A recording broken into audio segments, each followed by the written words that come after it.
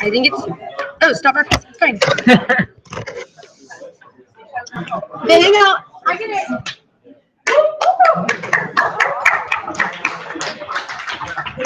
All of our millions of viewers will not get to witness tonight. Live.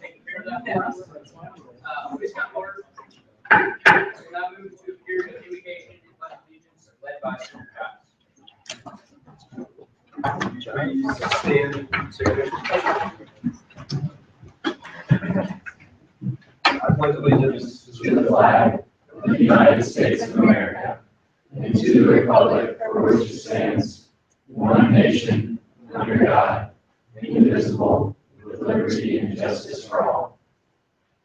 Honor the Texas flag.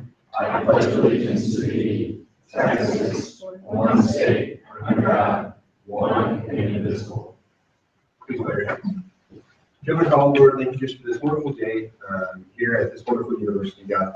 Thank you just for this group of people being able to come together and serve our university, Lord. Tonight, I pray that you just give us wisdom and clarity and understanding in everything that we do, that we're able to represent our constituents to the best of our ability. In your prayer. Amen. Amen. We'll now move into a period of our mission statement and acting honor code led by our longest serving non-officer, Senator Rosa.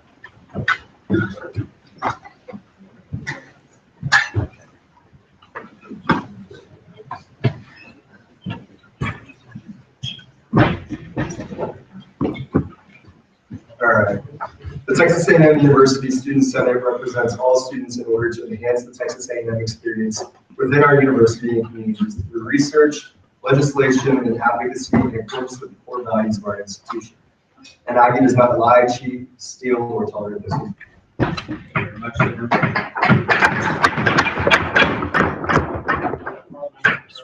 Yes, sir.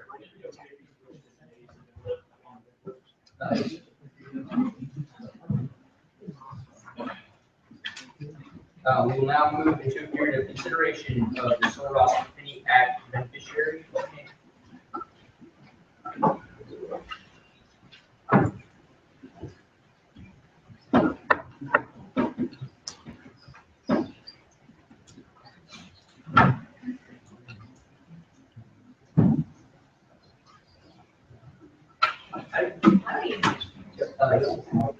Yes.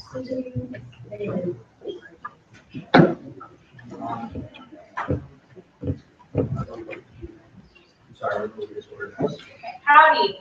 Howdy. My name is Elise Domashek. I'm a senior finance major and I'm the volunteer director of the 12th campus here. My name is Allison Thomas and I am a junior English major and I am the co-chair. Yeah, we just want to start out by saying we're super excited to be here. You have no idea how much this scholarship means to us.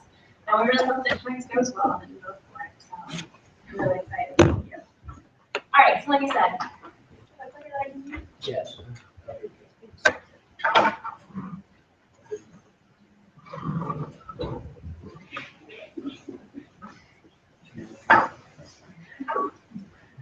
Just say slide for now. all right. We can just change, go ahead and change it. So we're the 12th Can Food Pantry. The 12th Can is a student-run on-campus food pantry dedicated to eliminating food insecurity by serving students, faculty, and staff at Texas A&M. So the first question I ever get when people see that mission statement is, what is food insecurity? The USDA, just to kind of do a little quick run over of it, the USDA defines food insecurity basically as not knowing where your next meal is coming from at a certain part of the year. So for us, that's really important. In the United States, that's 14% of households that are food insecure, that are facing food insecurity. In Texas, that rises to 18%, and in Brazos Valley alone, that rises to over 23%. So that's almost one in four houses that are facing food insecurity. So the 12th Can opened their doors in November 2013. Some of you may remember that before we were 12th Can, we were TAMC. Texas A&M is making changes. So this is a relatively new change for us, and it's really exciting that we get to continue this. We're a program partner of Brazos Valley Food Bank, and what that means is basically that we're a school pantry, and we operate under the shelter of their 501c3 status, and we're currently in the works of getting our own 501c3 status and becoming a nonprofit on our own, which is really, really exciting for us. We're currently opening our pantry 4 times a month, which is double what we used to open, and the expansion of our pantry has gone so much faster than we ever thought it could. From an average of just over 30 clients per opening to now serving over 100 clients per opening. And that's the difference between spring and fall. And so for us, that's really incredible. It's definitely increased our demand. We're currently serving around 2,000 pounds of food product per opening, and we've served over 27,000 pounds of product to date. So just to reiterate to you, we are serving the students, faculty, and staff at Texas A&M. That means if you have an A&M ID and fall below the poverty line, we're absolutely able to come and get food from our pantry. So on the student scale, students are usually considered as living as a one-person household. So if you didn't make $21,000 this year, you are absolutely able to come and get food from our pantry. And that's estimated to be over 80% of all students currently studying at universities. So what are we serving? Non-perishable and most importantly, nutritious food. That's a big deal for us to make sure that the people we're serving are actually getting what they need as far as nutritional value. We're open every other Wednesday and Thursday from 11 a.m. to 4:30 p.m. in the mail services building at 330 Garden Road, office 119. So if you don't know exactly where that is, you look down to the bottom of that map right there, that's where the business school would be. And so you can just go up to the vet school and our mail services building. We have a really strange window, you can't miss us. So part of our vision, one is furthering awareness of Texas A&M. When I talk to groups like this, I regularly go and talk to Aggie Moms camps. My favorite question to ask them is, how many of you actually know what we are? And I usually get 6, 7, I'm lucky, 10 hands. And so what that means to me is that if 10 out of 100 people know who we are and we're still serving over 100 people in opening, there's a big demand out there that we aren't necessarily meeting yet.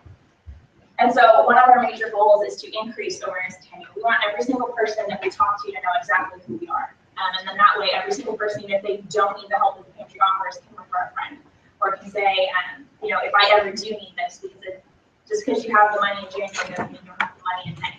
So that you can say, okay, well, when I need it, it's here for me. And I think that's what we want to do as advocates, be here for each other. Another of our major goals this year is increasing service capacity for opening, meaning that we can serve more people. By the end of our 2-day openings each month, we're out.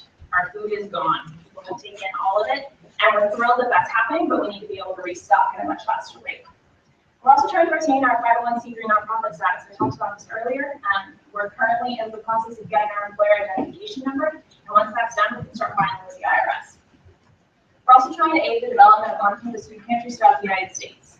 To date, we have been in contact with over 15 food pantries throughout the country, and we have recently helped create, recently as in within the last month, helped create pantries at Texas Tech and UNT.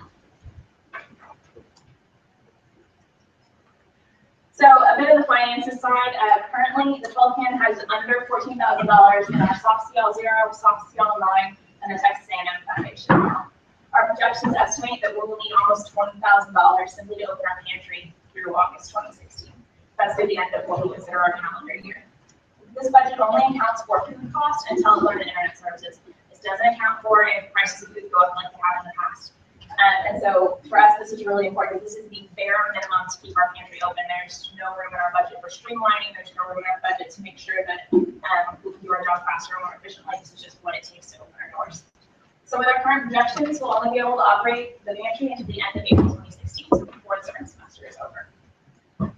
So like I said earlier, we're really excited to have the opportunity to collect the Silver Ross pennies.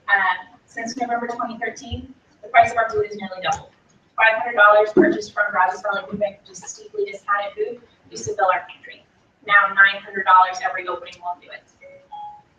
The number of clients we serve for opening has tripled from 30 to over 100, and we're opening the pantry twice as often. So these are things that are really important online and making sure that we need to be able to provide for these people as they come in. We want to be there to serve their needs, not have to turn them away. So funding from penny collections are going to go directly to supporting our pantry operations. And what that means is purchasing food product from Brazos Valley Food Bank. And the other thing that we really want to do is, we've talked about it a little bit already, is increasing awareness of Texas A&M. That's really important to us that every single admin knows that this is available, whether they use it or not. If you have any questions that we can't answer in just a few seconds, you can absolutely feel free to visit our website, contact our coach right there, or email our coaches. That's fine. Let's open up the floor for any questions you might have. We'll now move to a 5-minute period question and answer, beginning with Chair Bob. Chair Bob, let's say, permission to read the preface. Yes, sir. Will this money taken from the Silver Ross statute, will this affect the Silver Ross scholarship, which they do take that money and make it into a scholarship, or will that be divided up, or how are you gonna work with that? I'm honestly not sure what about the Solar Scholarship. As far as I know, collecting it will go directly to our country operations if there's a requirement that we use to make part of that money into a scholarship. We can absolutely discuss that with our commissioners. Sure. Point of information, so can you just explain briefly to the body what exactly this program is and how much money, for example, will be going to 12 Can, depending on how we vote? Absolutely. So I'm not sure how much money goes to Gulf Can. It is, however, the change, the pennies, sometimes you see like the 20 or 100 that's put on for test, but that money, as I understand, is collected by the executive branch. There's a statute within our code that says every 2 years we can pick somebody, president will nominate an organization to be the beneficiary of that money. And then we are supposed to confirm that nominee, which is what's happening. Thank you. Go to Senator Lewis. Senator Lewis, Caucus of Liberal Arts. Just I wanted to clarify, you said that you currently have funding till April, and that the additional $6,000 will take you all out to August? The additional theoretical $6,000. We don't have money currently. So in that 4 months, you don't have anything to cover your phones and internet? I believe Senate allocations are currently, once Senate allocations come in, are going to cover our phones and internet. It will not cover food costs, however. So that's the big. So it also will cover food costs as well? That $6,000 will cover food costs. Senate allocations will not. Got it, okay. All right, thank you very much. When I go to Senator Gordon.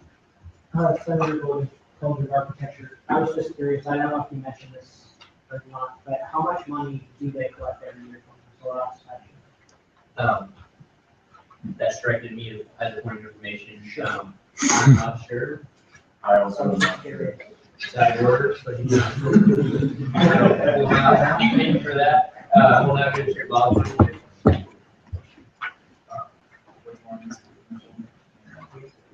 Chair Bob. Chair Bob, CA, Commissioner. Yes, sir. Okay, have you guys tried to talk to coffee concessions or even a read concession in order to get some food from there? I know that a lot of times the people working in there, they make the food that they expect to come in there, and most of the time they have to throw it away. And I've seen like 2 or 3, like this one saying 2 or 3 like large like trash cans full of food that literally can be used for the community. Have you had any communication with them? Part of the issue with that is that we cannot currently have perishable foods in our pantry. We don't have the room or the space or the infrastructure to have a refrigerator, to freeze, and to be able to distribute that food safely. The other issue is that frequently when people come to our pantry, they're coming in between class, or they're coming in on their lunch break if they're in the faculty and staff. And so when they take their bag of cans of their non-perishable food and then put it in their car for 3 or 4 hours until the day ends, it doesn't really work well. If we had perishable food brought or bad, we don't want to be responsible for making that food. We don't want to be worried about making it sick. I'll use Senator Real. Senator Real, I was wondering if there are currently any means that y'all take donations for computers and all the money that all the y'all buy. We absolutely take donations. We just recently had a £700 donation from Omega Phi Alpha and Food Products. We go to Ag Moms camps frequently, and Ag Moms organizations and request funds, request food donations. So it's definitely something that we are expanding on as rapidly as we possibly can to keep the price of food going up so much. You'll have food donations, you will have enough. Yes. I will now go with 40 seconds remaining question and answer to Senator Trust. Luke Strawther off campus. So could you elaborate a little more about why 12th Can is going to a 501c3 organization and what that's going to impact your position as like the student organization, recognized student organization on campuses? Well, part of the goal in going to a 501c3 is being a sponsored student organization under Texas A&M. We're currently sheltered under Brazos Valley's 501c3, which basically gives them all of the liability for anything we do. It means that we need to go straight through them for any decision to make about fundraising, and it really limits our ability to spread our message and get food out to people who need it. Thank you. All right, with that, the period of question and answer has expired. Pending a motion to extend, we'll move into debate. Seeing none, we'll move to debate. Thank you very much. Thank you. Is there any debate against? Is there any debate against the 12 can as beneficiary of the solar off? Yes. Are you debating against or yes? Yes. Senator Ramos. Is there anyone else that wishes to receive the money from the solar So, assuming that's a point of information, applications were solicited through the student vice president, and from we talked to them, we said they really stood out as the best applicant. There were a few other applicants. Yes, sir. There's the one that's been put up for confirmation last year. All right, is there any debate against 12 can as Soros the active beneficiary? Seeing none, debate being one-sided, moving to period of voting. All in favor of confirming 12 can as a Soros the active beneficiary, please say aye. Aye. All opposed, please say nay. That's approved unanimously.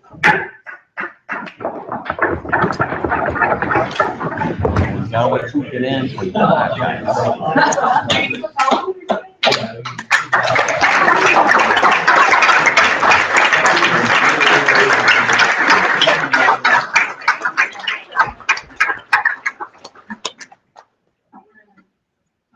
Yes.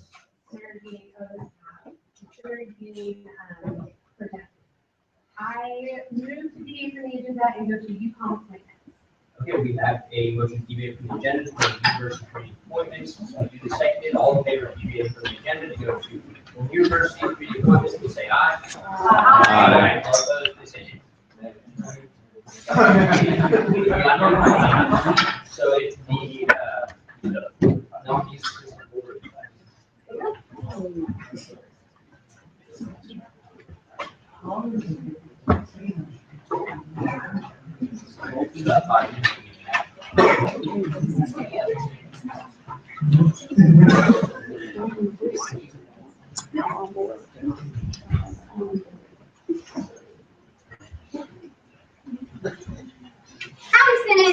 Chris Montagala, Vice President of University Committees. Back again, as you can see, we're getting to the very, very end of kind of UConn's appointments. We have a much smaller group, but that doesn't mean that they're any less excited or fantastic or qualified for these positions.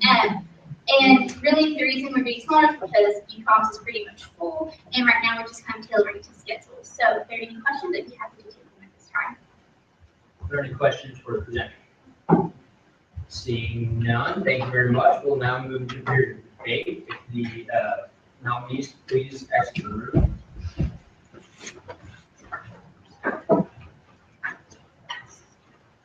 Is there any debate against nominees? Seeing none, debate being one side, we'll move to period of voting. All in favor of confirming these people for their respective university committees, please say aye. Aye. All opposed, please say nay.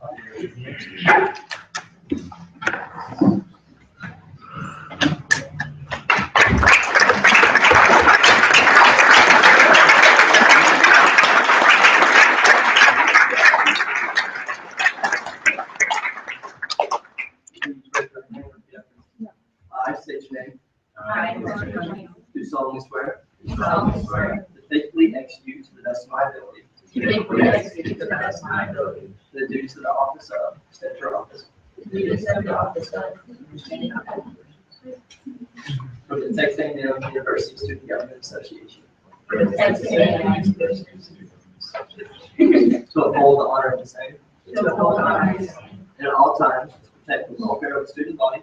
and at all times protect the welfare of the student body And to promote good relations between the students and those concerned with the university. and to promote good relations with the students and those concerned with the university. Congratulations.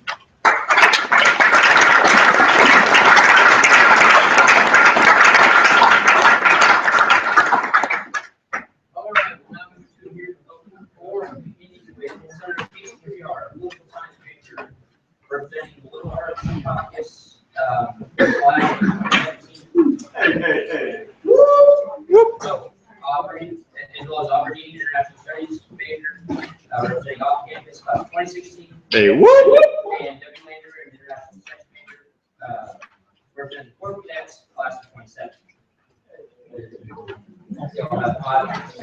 Hi, student. W's late today, but I promise he's no less interested in our issue. I'm sure all of you read the long email that Speaker Mitchell sent out on Friday regarding the revival of the Matthew Gaines Statue Initiative here on campus. If you haven't, I really encourage you to do so. I think you'll find Matthew Gaines contributed a lot to Texas history, as well as the creation of Texas A&M. Woo! I'm excited. Anyway, Aubrey, Debbie, and I are really passionate about this project, and so if y'all are interested in working on it with us, please join us. More hands on deck, the better. I think more of us are stronger than a few of us. So come see us after the meeting. And we're still not entirely sure. Thanks for their great job of reaching out to people who served on the committee back in early 2000s and trying to figure out why necessarily that initiative was followed through on. And so if you're interested in more, if you want to get involved, we definitely have more information on that. So let's talk to y'all about it. That's it with that. Are there any questions for our presenters? Seeing none, thank you all very much. We'll now move to Jake Smith, political science major, class of 2017. About 2.5 minutes. Well, howdy. Howdy. I'm here speaking for a good friend and Associate Justice, Stephen Schuhart.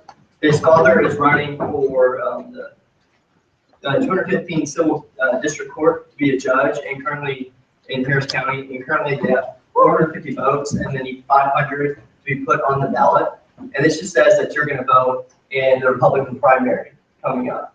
So if you're from Harris County and you're interested in voting in the Republican primary, we'd be very grateful for y'all to see us after and just sign this so he can actually get his name on the ballot. Cool. Do you have any questions? Any questions for presenters? Through the off-campus, can you clarify or question about this? Yes, ma'am. Just from experience, if you sign this, typically that means you also cannot vote in the Democratic Yes. primary. So do you want to remind people of that? Yeah, definitely. If you bring that up, I'm sorry, I just got this. If you sign this, this is, since I forget what that's called, statutory. In the primary, if you sign this, that means that you can't vote for the Democratic general. So there's a specific name for it, but I can't think of it right now. But if you do live in Harris County and you will vote in the general election for Republican, we'd be very, very happy if you could sign this just to get his name on the ballot. Are there any other questions for the presenter? Seeing none, thank you very much. Awesome. Thank you. We'll now move to Chair Carlos Sonko, petroleum engineer representing representing rules and regulations, class of 2016. Hey. Well, howdy, Senate.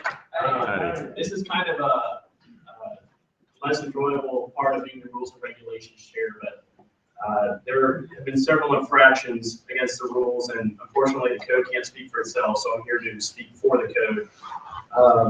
And that's my job as the rules and regulations chair. So I'll start with the first infraction was Chair Mitchell sending out an email which effectively changed the code unilaterally. So he'll tell you that it was just a personal statement that, you know, if you show up with alcohol on your breath, he'll ask you to leave. But I don't know if you've ever been at an event and been asked to leave, that means you're kicked out. And also the person who gives out recognitions as the leader of the organization, it's clear to me that as senator who wasn't familiar with the code would regard that as being removed from the body if you were asked to leave. So in my mind, he created an effective rule unilaterally, which is problematic for several reasons. The first is it's abhorrent to the process we have for establishing rules in the code. The second is that we've had this issue come up specifically, and I want to commend our advisor, Kenneth, for handling the issue properly. And I'm going to get into that in a second, because we as a state and as a university have decided how we handle, and as a student activities group have decided how we handle public intoxication. And each one of you and all of your constituents pay money so that there will be UPD officers on site who have been trained in field sobriety tests and carry breathalyzers in their patrol cars. It's the outlay rules for the state are identical to those of the university and those of student activities. And so it might sound like a tinfoil crazy idea, but say Speaker Mitchell were to bring up a controversial bill, well, that could never happen, right? And he would ask his opponents to leave because he detected alcohol in their breath. And that may sound crazy, but something like that, very similar, has happened only 2 sessions ago in the 66th session, when one senator was suspected of bringing alcohol to a meeting, and someone who, I don't say any of us have political enemies, but someone who was on the other side of the aisle on a lot of debates, decided to lump in 3 more senators and send them all to student conduct services because why not? And so in the report, in the complaint, it said they were known associates, and that was enough for them to have to appear for student conduct services during finals week. And all 4 were found not responsible, but that type of abuse is the door that's opened by the memorandum or the email, I guess, as we're getting away from memorandums, the speaker issue. And so what I'm telling you is that I'm the sergeant of arms. It's almost impossible to be removed if you're a senator. The only people that usually will be removed are people who aren't senators when we move into executive session. So do not leave unless a UPD officer is telling you need to go. An advisor, that's a bit of a gray area since they're agents of the state or peaceably assembled, but I'm telling you, do not disregard that memo in its entirety. That's absolutely out of line. Secondly, and this is even more egregious, is the judicial court all signing their names onto an opinion on a piece of legislation. Because we have a judicial court that a check and balance on the legislative process. No, sir. You are more than welcome to speak on a bill in open forum, just not on appointments or officer. You have 2 minutes, sir. So by signing their name now, if they were to go through, they have prejudiced themselves, which means they cannot be impartial. Those 2 are mutually exclusive, which means they would have to recuse themselves, and we have no judicial court for this portion of the code if it were to be passed, which to me means they advocated their check and balance on their system and completely, for the entire, if they have tenure for the entirety of their time at Texas A&M, they couldn't rule on an important piece of our code, which to me is not what they signed up for. They signed up to be a J court and not to not be a J court. And so if one of them wants to advocate for the interest of J court and then the rest can rule and they'll still for them, that makes sense, but it was an absolute failure in their leadership to do that. And with that, I'm open for questions. Are there any questions for Chair Sonka? I have a question for Chair Sonka. Can you explain to me how a personal statement that even says speaker's statement on alcohol use constitutes creating a rule, and how me personally asking someone to leave if they have alcohol in their breath is unilaterally creating a rule when I'm asking them to leave, not telling them to leave?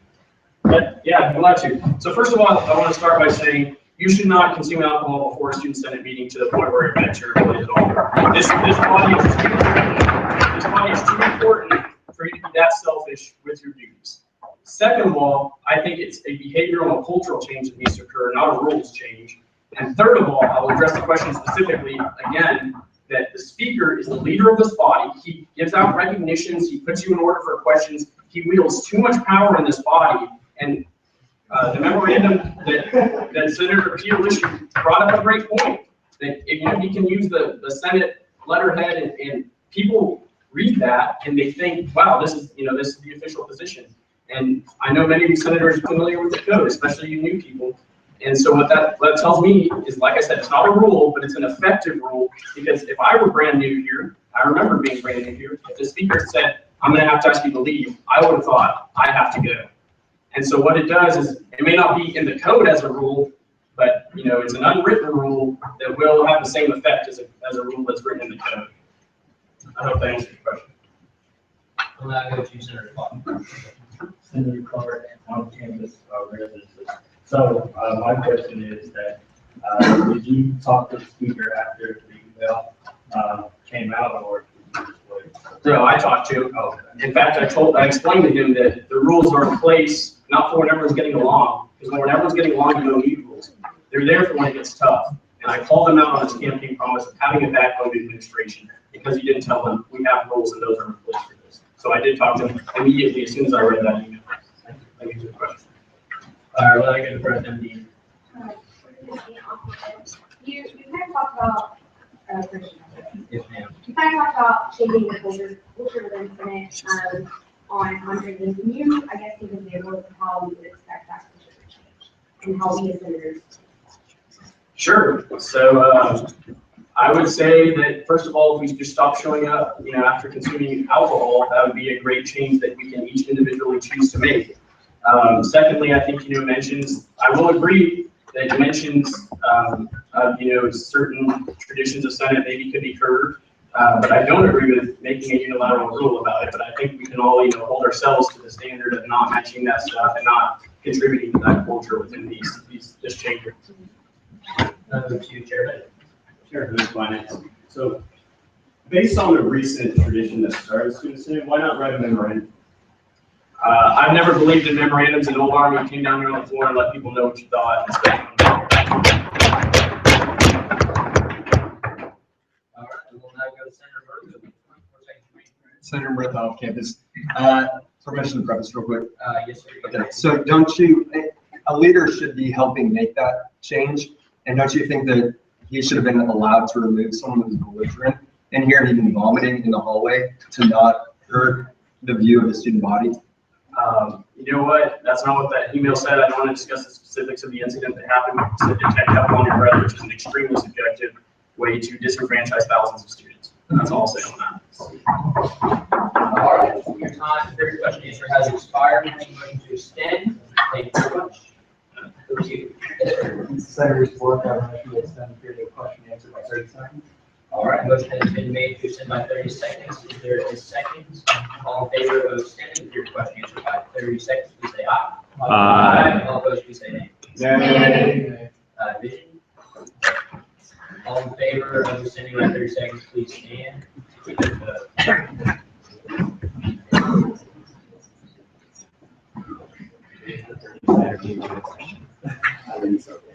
All right, thank you very much. And all opposed? Casey. By a vote of 20 to 12, that fails. We will now move to a period of public comment presentations for Joseph Hood, Chair Hood, the Bush School student representing Senate class of 2017. Hey. Having said, just very quickly, I want to give you all an update on the Wind Chimes initiative. So this time next meeting, we're going to be asking the Student Senate to be able to step up in a way that I think is going to set an example for the rest of the student body, and that is to fund the Wind Chime. We're going to be doing a Wind Chime, adopt a Wind Chime initiative to help the maintenance of the Wind Chimes for the visual impairment aid bill that we passed in the 67 session that we've been working very diligently on, and we would really like Student Senate to kind of set the example. It'll be $100 for the body to fund one of these. I think we're also talking about SGA as a whole, also funding one of these Wind Chimes, and I think that it's a really good example. This is something that we're putting forward as a Student Government Association, and therefore we're going to put our money where our mouth is and support this program and support visual impairment students on campus. If you're ready for that, next meeting, we'll be asking for maybe we'll ask a collection for it. We'll begin the question and answer with Senator Bond. Senator Bond, on campus progress. Do you know anyone personally who this bill would affect? Yes. And could you talk about it? Yes. Actually, one of my very best friends, Caitlin Kellermeyer. She was actually the author of the bill. I brought it to work with Caitlin, and it was her idea from the get-go. Caitlin went to a Seeing Eye Docs. If you ever see Caitlin on campus, if you ever see her in Coldest, say hi to her. She's probably the nicest girl in the world. But she saw that she went to a Seeing Eye Dog School last summer, or I guess 2 summers ago now, wow. And they used wind chimes as auditory cues for blind students to be able to navigate. And so if you ever walked around campus, and it's a very large campus, in very open areas, it's very hard for someone who cannot see to navigate those areas. If you think about all the sidewalks in Academic Plaza, Caitlin's guide dog in winter, or to take a turn on one of those sidewalks, you could end up in a completely different side of campus without even realizing it. And so the idea behind this, the idea behind what Caitlin presented to us, the idea with other visually impaired students that we sat down with and found these 10 locations that would be best for these auditory cues is, yes, I know several students who this would help. So.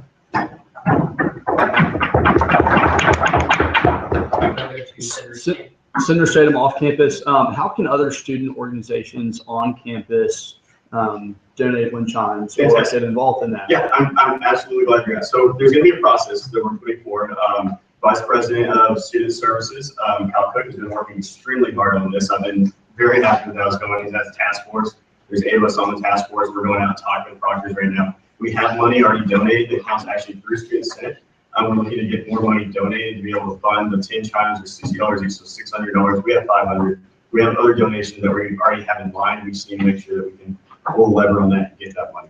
The idea behind this is that in tangent with this, we want every single one of these chimes to be donated by a student organization. And there's going to be a couple of requirements for them because we don't want an organization to get excited about this program, adopt the one chime, and then 2 years from now, they kind of let it go and it falls apart. And so there's going to be a process that's going to be put forward by Kyle Cook and his team for that. We're looking and hoping to have that released by November to correspond with the 25th anniversary of the Americans with Disability Act, which was signed by H.W. Bush, whose library is being named. 32 seconds remaining. Are there any other questions? Senator Shaw. Senator Strahler off campus, could you describe what, or sounds like you may not know exactly what it'll look like, but what do you think that process will entail for organizations that want to sponsor a child? There will be an application. There'll be an application. There'll be a group that reviews that application. Obviously, we're not going to take your money until we decide that you're a viable organization that can actually adopt a child. If you're an organization, for example, that has interest with visually impaired students, I think there's a story, for example, who's I guess charity, their philanthropy that's who they're focused on. Then we're going to look at them before we look at, let's say, the Texas A&M Chess Club, right? It has to do with sustainability. We want this to work. Pending a motion to extend. Thank you very much. We'll now move into a period of old business, beginning with SB 6811, Judicial Accountability Constitutional Amendment.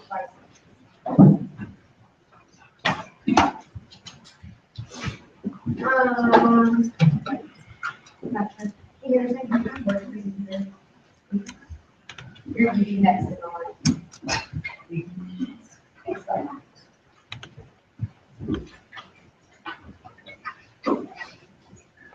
You have 10 minutes starting how.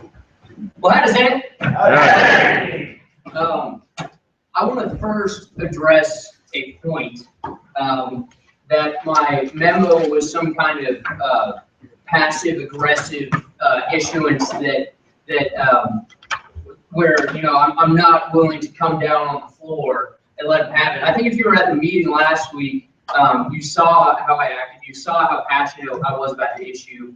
And I think it reflected the tone and the position of my memo. So I view the memo as a courtesy, letting people know this is what I'm doing, this is why I'm doing it, and this is why I think it's important.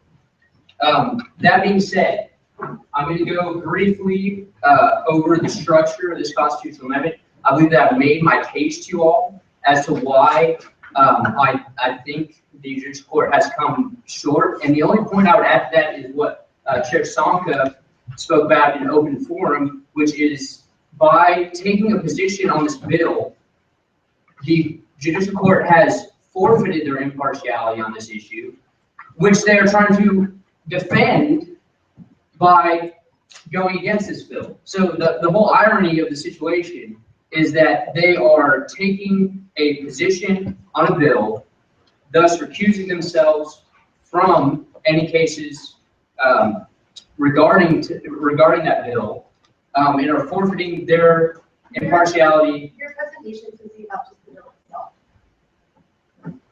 I can talk about whatever I want for 10 minutes. It's the rules of debate. I'll leave it relevant to the bill itself. Thank you. Given whereas one, it's relevant. Thank you, Chair Sonka. Can I get a time match for that? Please? Yeah. Thank you. So, by forfeiting their impartiality in the name of defending impartiality, I find the whole situation ironic, and effectively, to me, it demonstrates their whole sense of awareness of how our code works. That being said, I'll now dive into the bill. Whereases are irrelevant. They're essentially what I have told you this entire time. We scroll down. To the left, therefore be enacted, please. Down.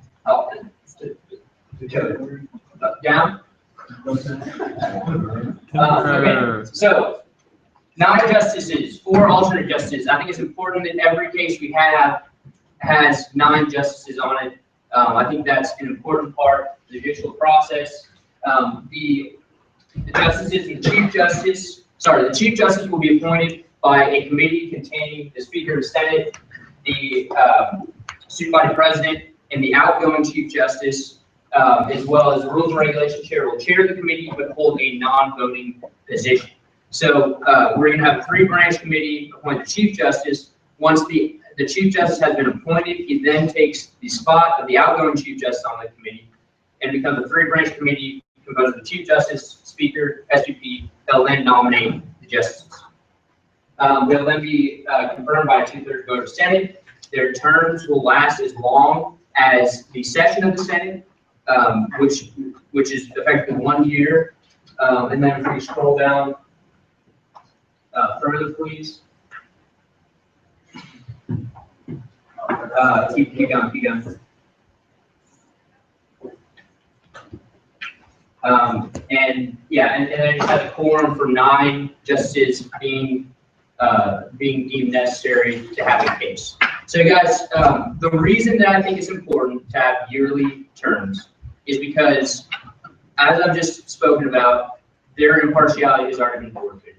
They're saying that their impartiality is destroyed by this. However, I would argue that impartiality almost doesn't even exist on a college campus. You have social organizations, you have allegiances to your friends. The smaller of a group you get, the less impartial it becomes, especially within an SJ bubble. I do not believe that justices are impartial appointments. I believe they're political appointments. And I think that's shown through time and time again. So with that, I believe that each year, those people should be appointed. And each year, they should have to come before the Senate, come before the Student Body President, come before the outgoing Chief Justice, and defend the job they've done over the year. And I don't think that's outlandish. Yes, we're modeled after the federal government. However, we are not a direct model of the federal government at all. Our legislative branch only contains 1 body. There are notable differences. People are only around for 4 years. Whereas you confirm a justice, you have a 5-minute presentation, and that's basically it. I've heard some suggestions that we should have a more rigorous process for confirming them. I agree with that. However, I think even with that, you're not going to have the amount of information you have when you're confirming a Supreme Court justice, like in the United States Senate, where you're giving somebody lifetime tenure. And even then, as we all know, those people are political appointments. There's no impartiality. It is a myth, especially on a college campus. That being said, I think this is the right thing to do. I think that regardless of if I fail at this, I think it has raised pertinent questions. It's made us look at the process, and I'm extremely happy that it started the conversation because I think it's very pertinent. This branch has a lot of power. They've decided our Student Body President 2 of the last 4 years, and I think it's very pertinent that we look at them carefully, that we make sure that the reason they have their positions is because they are qualified, do a great job, and have a track record of ruling, like the text says, not how they feel in the big picture, which is what we've seen here in the past couple of years. So with that, I think I've made my point, and I will yield to the board. Where it has been voted to, we will now start a 5-minute question and answering turn with Chair Hood. Chairman of Finance. Permission to press. Mr. Speaker, you have said that J-Corps trying to influence decisions of Senate or to put their input into a decision made by Senate is improper. But I have a question for you, sir. Have you ever contacted a justice during a case in trying to influence the decision that he's trying to make via text or any other communication? Yes, and I don't think it's very inappropriate. I'm elected to be biased. I'm elected to push agendas, and I'm elected to create things instead of a court that's elected to be impartial. Point of information, haven't other senators also issued amicus curiae briefs to influence the decision of the court in the past? What commissioners are doing is putting an amicus curiae brief and a text message to the Chief Justice. So I'm gonna be so honest, I have no idea. There it is. Sorry, guys.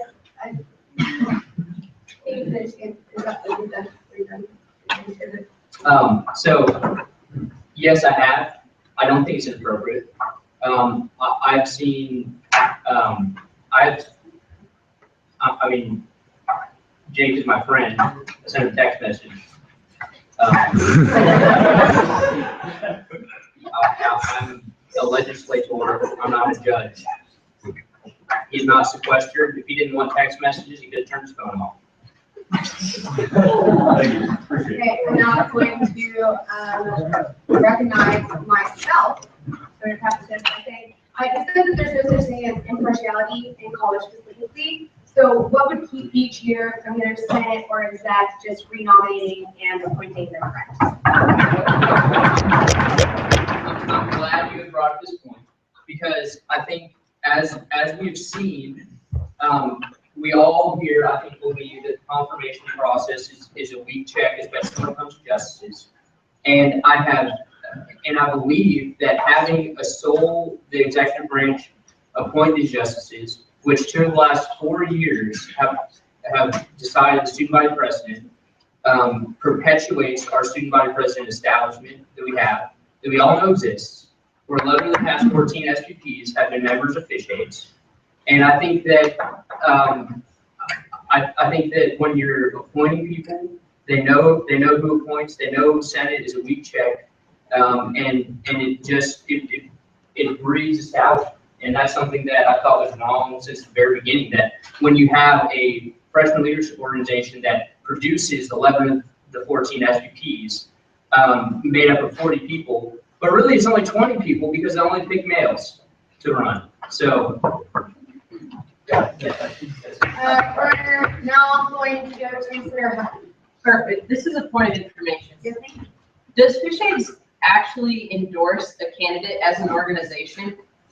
No, it's not. Thank you.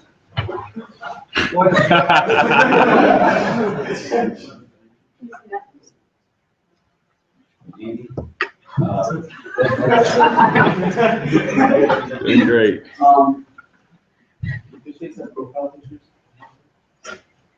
Do you want the audio view? Okay. Okay, we're now going to move to with a minute and 15 seconds. Senator Beal, off campus, permission to preface. Yes. So you said that you, as a legislator, have the role to influence the justices' opinions on a case. Do you think that that role trumps their use of governing documents in deciding a case? So I think I might be misunderstanding. So to clarify, you're asking. Yes. Mike Murtha off campus. Is this question relevant to the bill, or are we just attacking the author of the bill? Seeing as it was a question about something that the speaker had already mentioned, I'm going to say that it's relevant. All right. So the question is, do you think that me contacting someone during a deliberation overrules their ability to use the code or overrules the code? Is it? I'm asking to clarify. So with 15 seconds remaining. We'll get more time. Yes. Senator Hutton, off-campus caucus, I move to extend the period of question and answer by 2 minutes. We have multiple seconds, so that would require a 2/3 vote. So all in favor, please say aye. Aye. All opposed? Okay, we're going to extend this by 2 minutes, starting right now. So you said that you, as a legislator, have the role to influence the decision on a case. But in my views, it's the role of the court to rule on a case using the governing documents. Can you see that? the question? The question. That was okay. You view that as equal. So it is not my role, but it is my right. Just because I texted him about how I feel about the case in private, as Chair Sonka brought up, that's about the same name for sure. Brief, it just wasn't issued publicly. Senator Evan. Senator Sohail, Father Liberal Arts. What alternatives did you consider before kind of narrowing down to this specific one? If any, at all. Sure. So considered impeachment. I'm gonna go that route. I also considered making the confirmation process more rigorous. I think that's a good thing, but I think this is of equal importance. And I believe that this amendment will complement making the confirmation process more rigorous. Additionally, I have considered a variety of alternatives that have been brought to me, such as 2-year terms, having 2 levels of courts, several other things. I think this is the right thing to do, and I have not been swayed by any argument otherwise. And those are the alternatives I consider. There's 45 seconds remaining. Senator Linder. Senator Linder, for next comment, I think to read the numbers. No, we're not. How would a group of justices who are appointed by 1 year's establishment as opposed to multi-year establishment have less impartiality? Because the way that it is appointed now, it is appointed, they will be appointed by a 3-person committee, which by the way is how this used to work back in the 60s and before.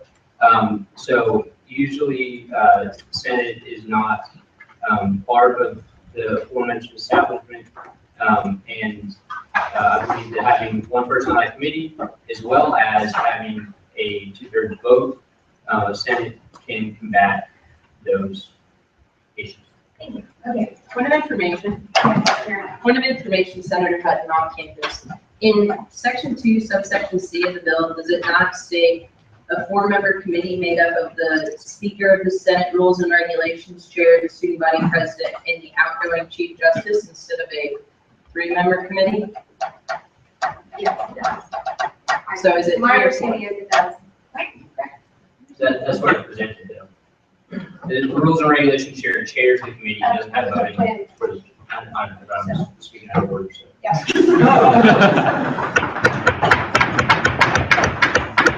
Okay, we'll now move to a 15-minute period of debate. I'm trying to debate again first. Senator Bruce, Councilor Ross, I'm going to previous question. That's a period, that's over. Okay, so now recognizing debate again. Do you have any debate against? Yes or no?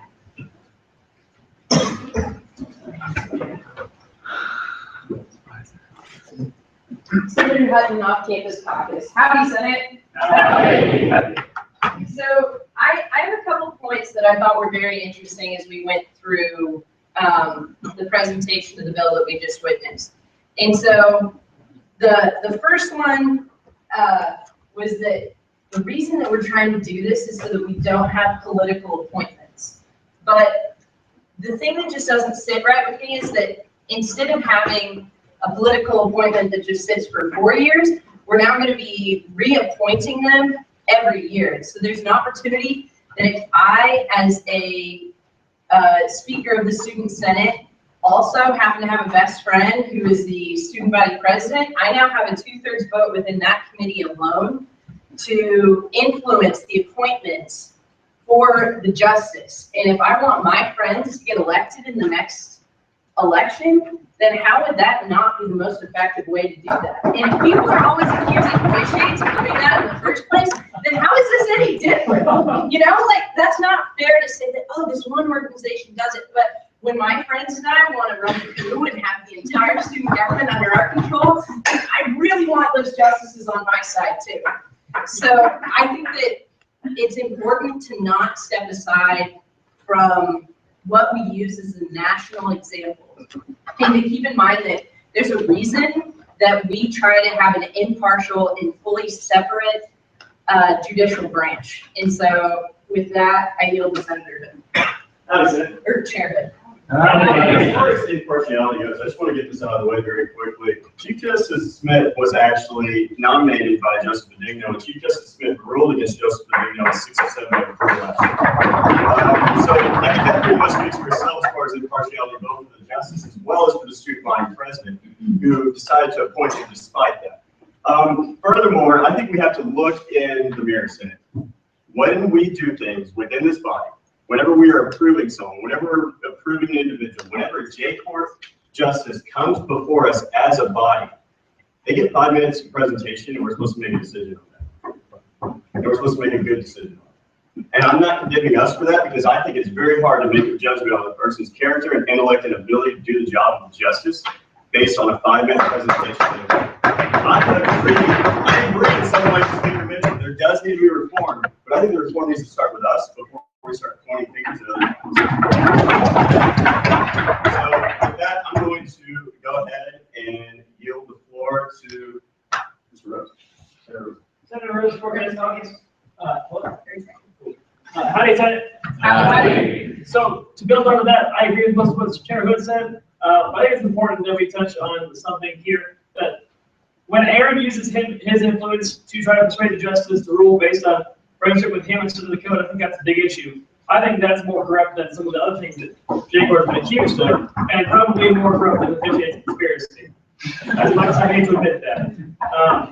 I think we need more rigorous process of confirmation. I think we do need reforms, but I don't think that this is the way to do it. I think that no matter how many times they say the word Scalia in 5 minutes, that's not enough to judge their ability. So that's how I yield the floor. We're yielding to you. I will now recognize the four, starting with Chair Sondra. Howdy, Senate. I don't agree with the entirety of this bill, and I think in this current form, it's definitely dead on the floor. But what I will say are reiterate a few points that Speaker Mitchell made, and then offer some new insights from my time watching the judicial court. And the first one is that we definitely needed to have a conversation about this. Last session, there was video evidence of infractions committed, and the people submitting the violations, I was one of them, and I knew all of them. We knew we were just doing our duty to submit the violations. We knew that the election commissioner had been appointed by their buddy and someone that was in the club, and we were going to get destroyed there. And we won 0 out of 21 violations, even though there was video evidence of each of them. And then we went to J-Court and we put in, a few nights of work trying to prep a case, but we all knew how it was going to turn out. We knew that all those people had been appointed by people in the club. And so, to me, having people that frustrated who are just doing it out of a sense of duty and that, well, at least we did our best, but we know nothing's going to get done, that's pretty frustrating to me. And I'm glad that Speaker Mitchell brought this point up. And I'm glad that we're having this conversation. I'm glad that people like the senator from on campus came to my committee meeting and offered alternative solutions, because I think we need to do something. And now I'll address a few points in the bill. I don't see anything objectionable about having 9 justices serve. I think our justices, the more they are, the better the decision we'll get, because they'll have different perspectives, they'll have different insights, and you'll just get a better decision. And secondly, I don't think it's a problem to have the outgoing Chief Justice, who knows his members best, and the new Chief Justice will probably be an Associate Justice from the year before, and the student body president and the Speaker of the Senate taking someone. All the debate I've heard against is lifetime tenure, which I think we can amend this bill and get rid of and restore lifetime tenure. And the other debate I've heard against is the way personally that Speaker Mitchell has handled this. I haven't heard any debate against the 2 points I just said, and I don't think we should kill the whole bill, because those points have a lot of merit. And so in saying that, I will be trying to seek recognition for debate against and amend the bill to where we keep those 2 points, which I think are extremely important to reforming our court and making it more impartial. And with that, I'll recognize Senator Murphy.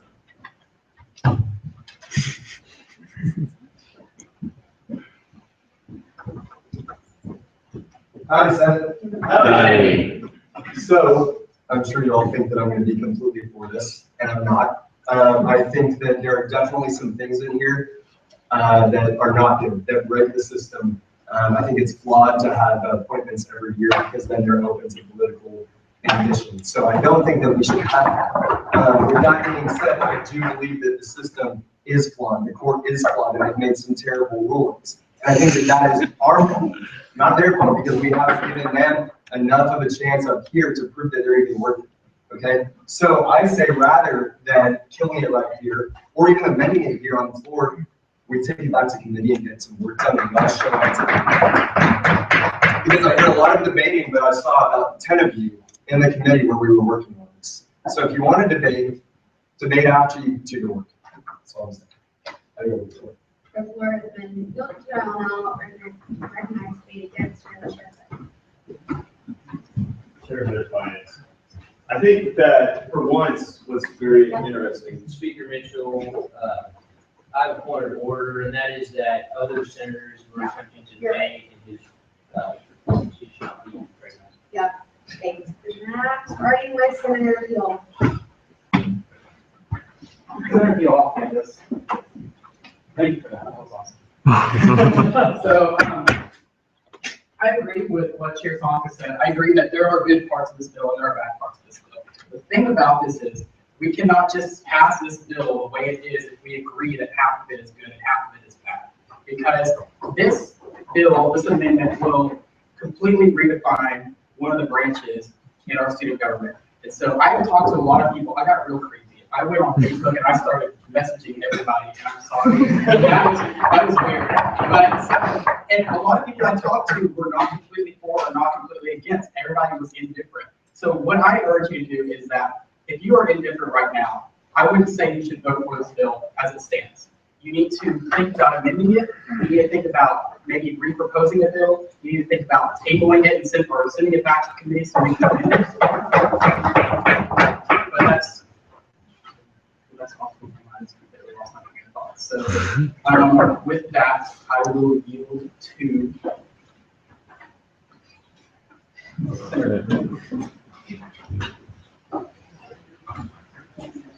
Howdy. So just one thing about this bill. First off, I do think we do need to reform the judicial court. No government system of government is perfect, and there's always room for improvement. The one thing that we're not really addressing in this is if we pass this bill, then there's a chance that it could be October that we don't have a chief justice. Just like with many other positions, we haven't had that bill. So by changing this and not having tenure, you're basically allowing an entire branch to go an entire summer and begin the school year without being able to do their job. And I think that's just a big logistical problem that needs to be addressed in this. Like maybe that's something that can be talked about in rules, regulations, but it's something that we need to be thinking about until that has not been addressed yet. So with that, I yield to. I'm sorry, Senator Clark. Well, howdy, Senate. Howdy. Hi, guys. My first time on the Senate floor. One thing I will bring up, that Chair Salka, I believe is right? Is that the 4 associate justices. And I think, we can talk about the tenure things. We know that most people are against that. But the 4 associate justices I'm against for the very simple reason that basically will have a varsity team and then a JV team, and the associate justices will feel like they are not important and things like that. So I don't know if that is the best thing that we should do.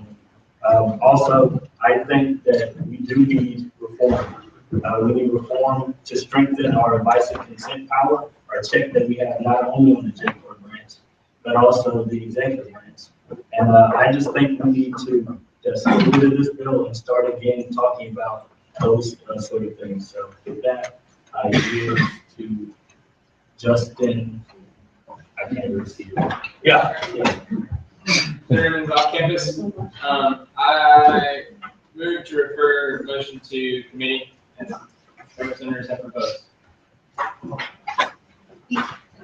Seconded to go to back to committee, which would go and take it to both the regs, that you go to the 2 areas to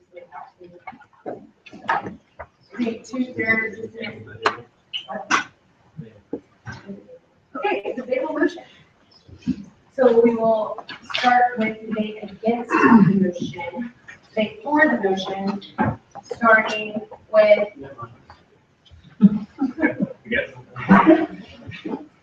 Debate for or debate against? Okay, starting debate against the motion, starting with Chair Hood. So it's nice to see, Angela and I holding at the same hand. Very, but in all, Chair Hood, finance. So in all seriousness, guys, I think that rather than send us back, we need to kill this on the floor. There's a very simple reason for that, is that I sat in on the last R&R meeting, and I heard the chair say word for word, our job is not to pass the bill. I heard the chair say word for word, our job is not to pass the bill, to change the bill, to amend the bill. Our job is to make it the best bill we possibly can and put it on the floor. And then put it before, then let it represent the speaker's original intent, the author's original intent. Those were the words that were spoken by the chair at the opening of that meeting. He made it very clear. I think other members of that committee can vouch that there are not going to be amendments on that bill of any substantial nature. I have concern about the committee as a whole. Second of all, as we're going forward with this, we can't exactly send this back to committee. Also, because I really lost my train of thought. Well, I apologize, but I yield to Mr. Peter. Good to be on campus. So one of the main parts that people have an issue with this bill is that the tenure, the expired tenure. If we send this back to committee, it's not going to come out. That's going to stay in. They're going to fight us to keep it in, and no one's going to want to take it out. So that is why I am against sending it back to committee. Yes. What committee is? These are the rules and rights committee. So with that, I yield to Chen. 40 seconds remaining. Okay. Senator Chen off campus. Hi, Ted. Hi. What I want to address is that we had some language in the bill that refers to the competency of the branches. What I would like to see is for us to kill this bill on the floor right now so that we may speak about reforming the education of those who are elected or appointed, all of us. Because there are individuals in this room of all three branches that are not fully educated in the position. And I've heard that voice before, and we cannot call out a branch for making mistakes when individuals are not capable of taking any steps forward to make those mistakes because they don't know what they're doing. And at that time, we're going to recognize debate for this motion, starting with Chair Bosworth. Chair Bosworth, now, everyone's been complaining, like, yes, there are issues with this bill. Obviously, a lot of the senators here, even that debated for this, have said that this bill is not perfect. But one of the main reasons why I think we should keep this bill, put this bill back into session is because we can actually do a lot of good work on this. We spent about an hour, I was at that hour meeting, we spent about an hour and a half just talking about this bill. And you had a couple of senators saying, like, well, it's not going to pass. If we send it back to the committee, it's going to take forever. Well, obviously, it didn't the first time we did this reading because we passed it with the provisions there. There's also justices there. There are specifically 2 to 3 justices there that were there to talk about this bill and actually try to help get this language sorted out.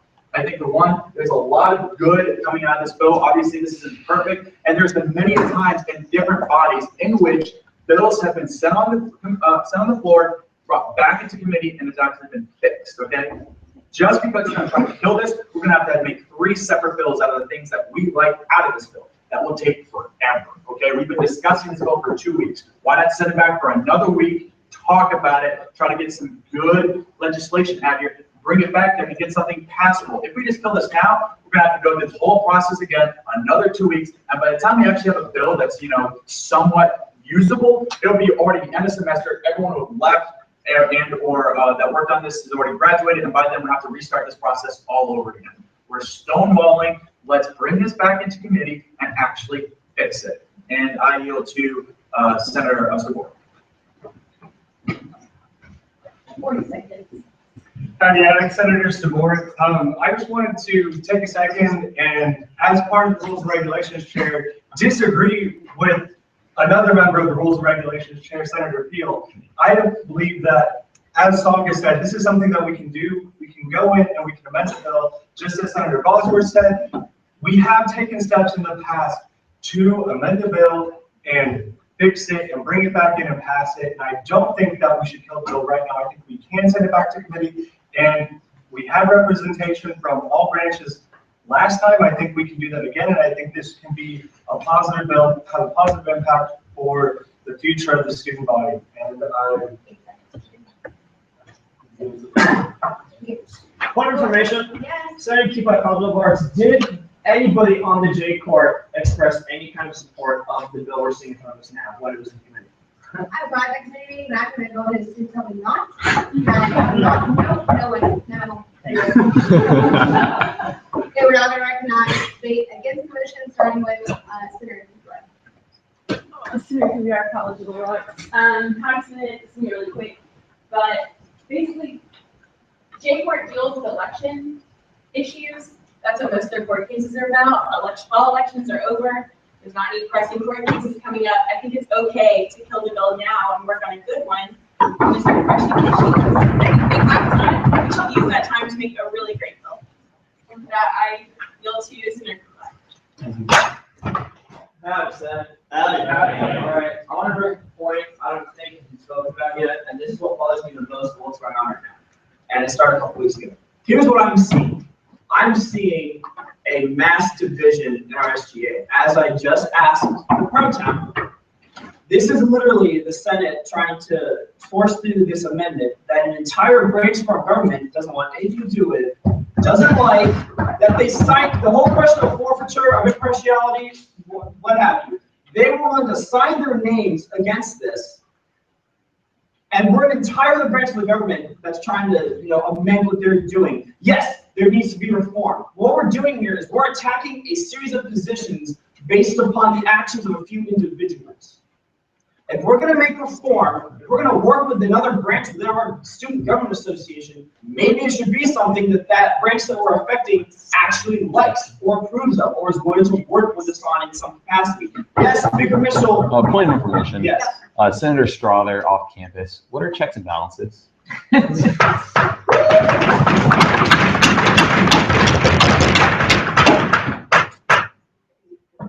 I'm an engineer, not a government major.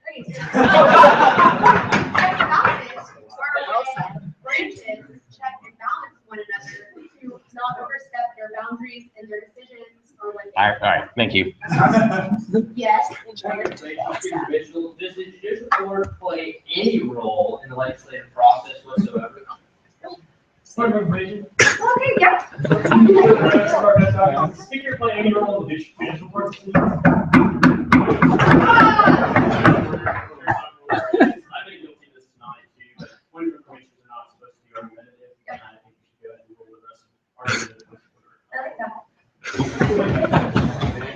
Yes, you continue. You have 30 seconds. All right, I would like to argue that there's a difference between checks and balances and reaching our hands and forcing a change upon them they clearly have stated they do not want.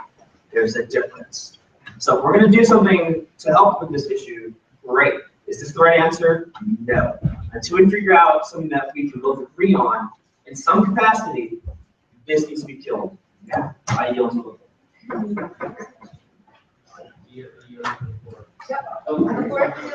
I understand that. So we are not organized before. Again, starting with Speaker Mitchell. Speaker Mitchell, I would agree with question. Through discussion has been moved. We have a second. We have second. All in favor of moving to this question, please say aye. Aye. All opposed? Nay.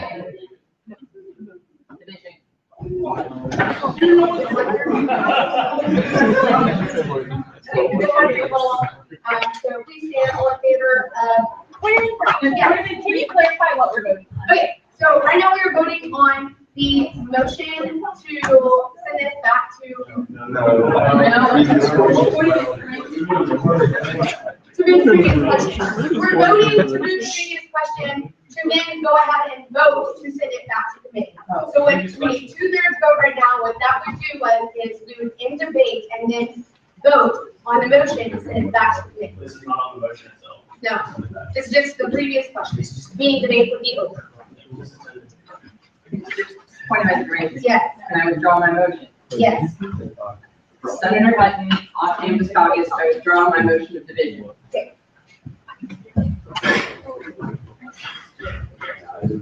And as the chair, I'm gonna call the division myself anyways, so, to be real honest, I'm not gonna do it if I don't know for sure. So if you're in favor of the previous question, please stand up.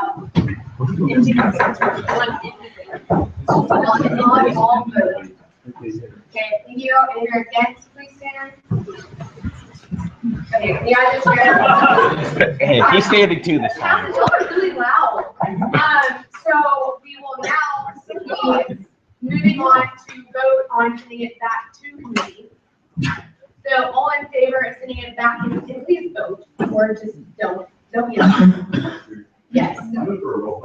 Okay, roll call vote has been asked for. What that means, hold on, y'all. So for your new senators that haven't done this before, a roll call vote is going to require a 1/3 of Senate approval, a second or 1/3 approval for a roll call vote. And then what we would do is I would go down the roster and say your name, and you would either vote for, against, abstain, or pass. Point of information, Yes, Senator Worth off campus, does that have to have a second? it has to have a second and a 1/3 vote. Okay, has it had a second? 1/3 second. Point of order is not need a vote, it just needs a 1/6 second, and then it's, and then we're voting roll call. I'll rule this 1/3.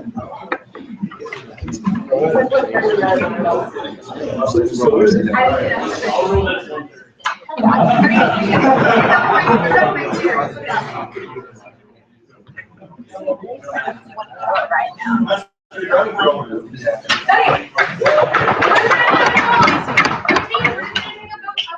What you're voting on right now is to send it back to committee. So all in favor of sending the judicial accountability bill back to the rules and regulations committee, please say aye. Aye. All opposed? Nay. Division. Okay, so now we're gonna do division again. Everyone's going to stand up. So all in favor of sending it back to committee, please stand. One, two, three, four, 5, 6, 7. We get a chance to talk about it. 26. And all opposed to sending it back to committee, please say yes. 1, 2, 3, 4, 5, 6, 7, 8, 9, 10, 11, 12, 13, 14, 15, 16, 17, 21, 22, 23, 24, 25, 26, 27. That means a 1/3 and 2/3, so that fails. So we will now move back to debate for the bill recognizing. Order, Senator Emmons still on the floor. Oh, okay. Recognizing debate again, starting with Chair or Speaker Mitchell. Debate against the bill. Speaker Mitchell, I want to address a few things that have been brought up. The first one is this notion that if the student body president and the speaker both agree on who to appoint to the. Did the speaker already debate for the bill? Yes. He did debate for and against. This is recognizing No, debate. he didn't. Oh, he did? Okay. That's not recognizing debate for. So it's good. Oh, it's supposed to be. You said again. Yeah, this was doing against, I'm gonna. No, if it was against because he brought a. No, that's incorrect. Point of order, the speaker is not debated either way, and I believe we're in debate. That's what we're gonna go with. There's a lot going on. So, starting with state boards. So, the first one is that the student body president and the speaker will have a monopoly on this, four-man committee. And to that, I would say that currently, the student body president has a monopoly on the process, and she's the only one that appoints people. Secondly, if you get the speaker and the student body president and 2/3 of the Senate to agree on something, then it probably is right. So, and it probably represents the committee. So, that is an absurd argument. I've heard this, this thing, you know, that it's leadership just trying to push something through. Well, yeah, I'm trying to push something through because I think it's right, and I'm not expecting anybody to blindly follow me or just pledge the allegiance to the speaker and follow his bill. What I'm asking is simply for y'all to consider my amendment, and that's why I'm down here debating it. It's not why I'm coming down here saying I expect all of you to vote for this. I expect you to exchange opinions and do what you've been doing. The next point I want to mention is this point that having 9 justices and 4 alternates will create a varsity and junior varsity team, which I think is a great thing, because when somebody plays well on varsity, you move to junior varsity, you move up to varsity. Like, that's the whole point of the system, and they get to fill in when somebody on varsity isn't there. Furthermore, I do not want this to go back to committee because I'm glad y'all didn't vote for that, because I do not want my name on a bill that isn't this, because this is the only thing that I think is right to do. And I think all points have been exhausted, and I believe that we have all made our case here, and because of that, I move the previous question. Previous question was made, there are multiple seconds. All in favor of the previous question, please say aye. Aye. All opposed? Nay. That passes. Previous question has been moved, so we will now vote on the bill. Yes. Madam Speaker, Senator Peel off campus, I move for a roll call vote. Roll call vote is made, that's gonna require 1/3 second, 1, 2. We'll do black and white, that's easy enough. 1, 2, 3, 4, 5, 6, 7, 8, 9, 10, 11, 12, 13, 14, 15, 16. Is that what you want? Okay, we got 17, so I have no idea. Raise them up. Wait, we just voted? No, we're counting people that are here. No, we're just counting people that are now, it's 1/3 people here.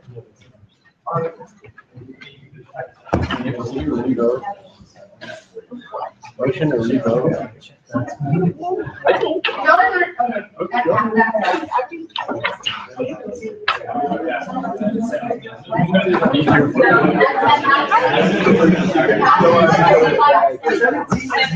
That actually happens, because it's 34%. So, not those extra points.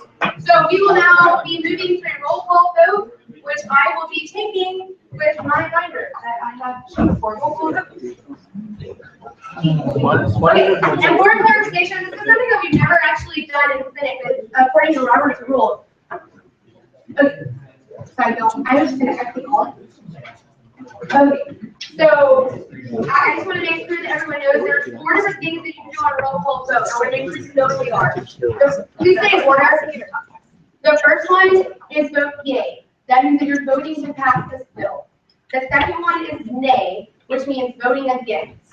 Then you can abstain, but I would like for you to say abstain. The 4th thing is something that's never been done in Senate, but it's in accordance to Robert's rules. You can say pass. What pass means, you can only do it once, is by the time that we get to the end of our roster, we then go back to people who have passed, and they can choose to vote then, or they can abstain. So, we are going to start that now. So please say in order all this happens. Just to clarify, a yay vote means you would like this bill to pass and be sent to the SPP's office. Here. A nay vote means you do not want this bill to pass.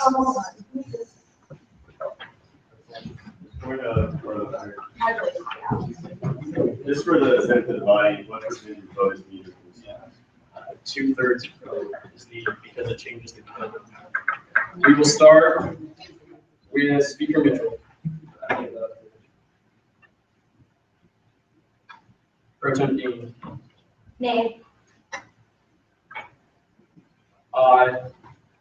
Chair Page. Aye. Chair Henderson. Chair Henderson.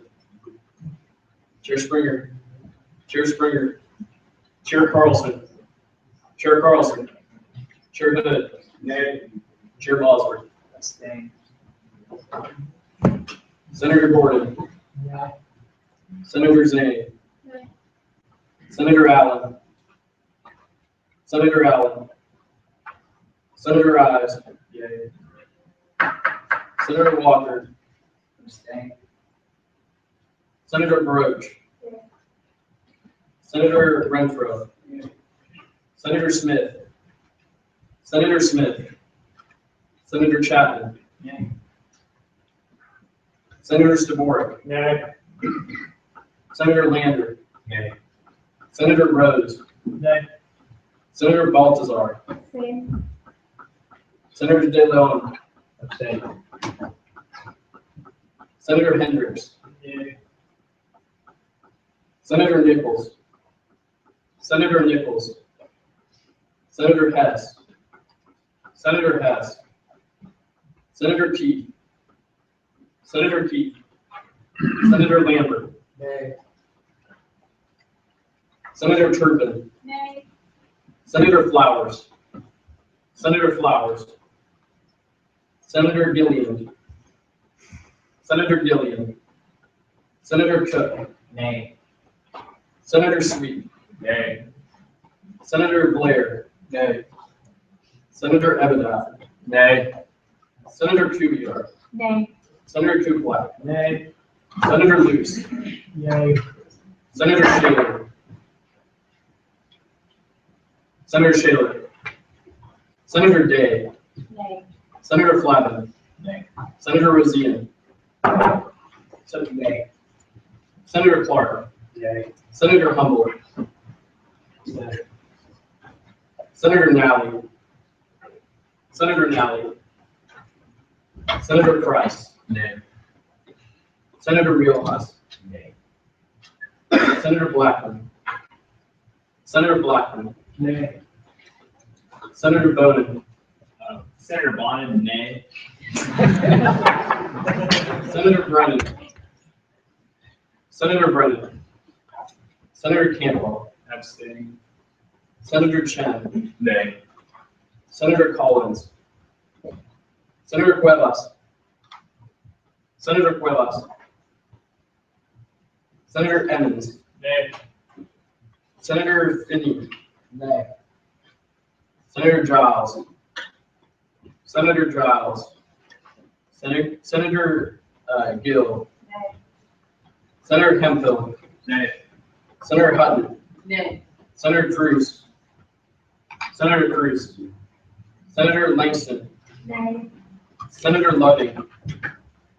Senator Loving. Senator McNair. McNair? Nay. Senator McDonald. Nay. Senator Mendoza. Nay. Senator Murtha. Nay. Senator Peel. Nay. Senator Rauch. Senator Rusi. Nay. Senator Simpson. Aye. Senator Statham. Nay. Senator Strother. Nay.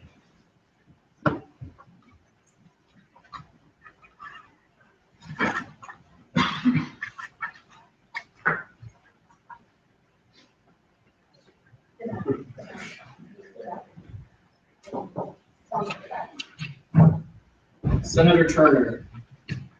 Senator Turner. Senator Patel. Senator Patel. Senator Habib. Senator Habib. Senator Bettis.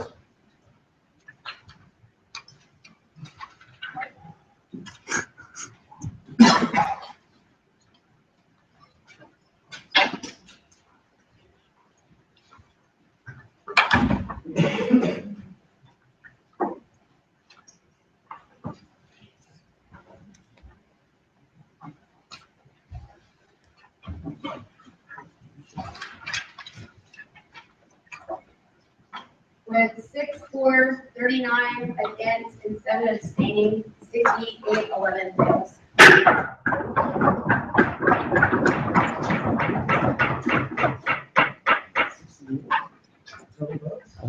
We will now move into a period presentation for SB 68 to keep traditions safe and build.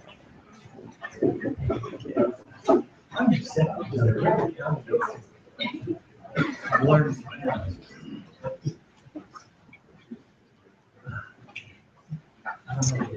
Okay, I motion to send it back to committee. I believe there will be sent to the CR committee. Motion has been made to send that to the Community Relations Committee, which is debatable motion. Is there any debate against that motion? Seeing none, debatable second, to vote. All in favor of referring this to the Community Relations Committee, please say aye. Aye. All opposed, please say nay. And that passes. Those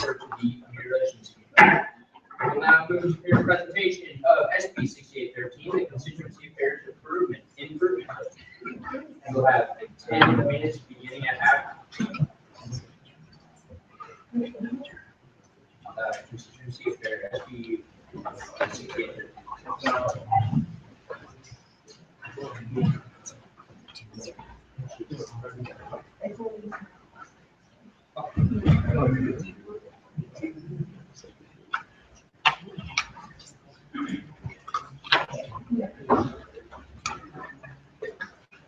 Well, County Senate, nothing much really changed in the bill. We had some tweaking around with, primarily just with the absences, so, and you can move down a little bit. Like I said, me and Chair Saka were talking a little bit, just formatting, so the formatting is just a little bit different. And so the big thing that we kind of discussed in the RO meeting is how many times can a senator go to my committee meeting before he can like take all his absences and removals.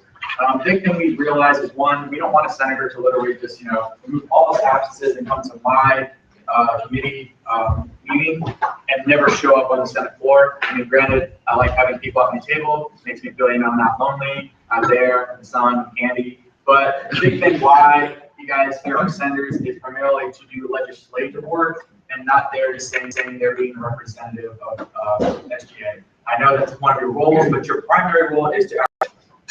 So we did remove the non-consecutive hours, but this old one doesn't. I don't know why. It's like later. But we also primarily added this, which is the second clause, which will be talking to student organizations. My big push is I want to try to reach out to more student organizations. They're more of a focal point for students, especially on and off campus. They're more able to congregate and they're more able to talk to a larger body. Primarily the way you get that absence removed is in that timing frame, from the week that we this meeting to the next session meeting, you have about a week or 2 weeks to actually talk to two organizations, two different organizations, or to talk about what SJ is and how you can do to help improve that organization and now remove one absence. With that stipulation, we don't want, as we said, we don't want you to all of a sudden spend all your time being a constituency affair member and never show up to the Senate floor. So we kind of cap that at one absences per rules from the first one and the second one. Other than that, nothing really has changed. Just updating some code. Like I said, I think this thing hasn't, my job description hasn't really changed much in a while. They had an old rulings that I had to talk to the communications chair, which does not exist, and other things like that, so which is primarily an update and also a way to improve communication with other students. All right. Before I yield to, are there any questions for the bill presenter? Chair Page. Chair Page, Academic Affairs. For the second clause, does it necessarily have to be a recognized student organization? I just doesn't clearly define that. As long as it's an organization that has Texas A&M students. The big thing that I want to get out with this committee is to actually talk to students. And primarily, there are a lot of on-campus organizations here on campus that are, there's 1,000, as you know, 1,000 student organizations on campus, but there are probably other student organizations on campus, like, if you live in a house, you probably are a member of your homeowners association. So why not talk to them if they have a reasonable size student body or students? Talk to them about that. Try to get more transparency on bills and legislation. That's one of the big keys and things I'm trying to get at. So I would like it to be a student organization, but really I want to see that this organization has students in there. If you're just talking to just an organization because, hey, I want to remove absences and you really can't find one student on that organization, I'm not going to count that. Really, it's my discretion to count that organization. There's not a student there. You really didn't do your job in trying to communicate with students. Senator Mendoza. Howdy, Senator Mendoza off campus. So I just had a quick question on the second part. Is there like a rubric or is there like a, certain points that we're trying to address whenever we're talking to other organizations? You mentioned something that was very, very broad and vague, so I could pretty much just go in there.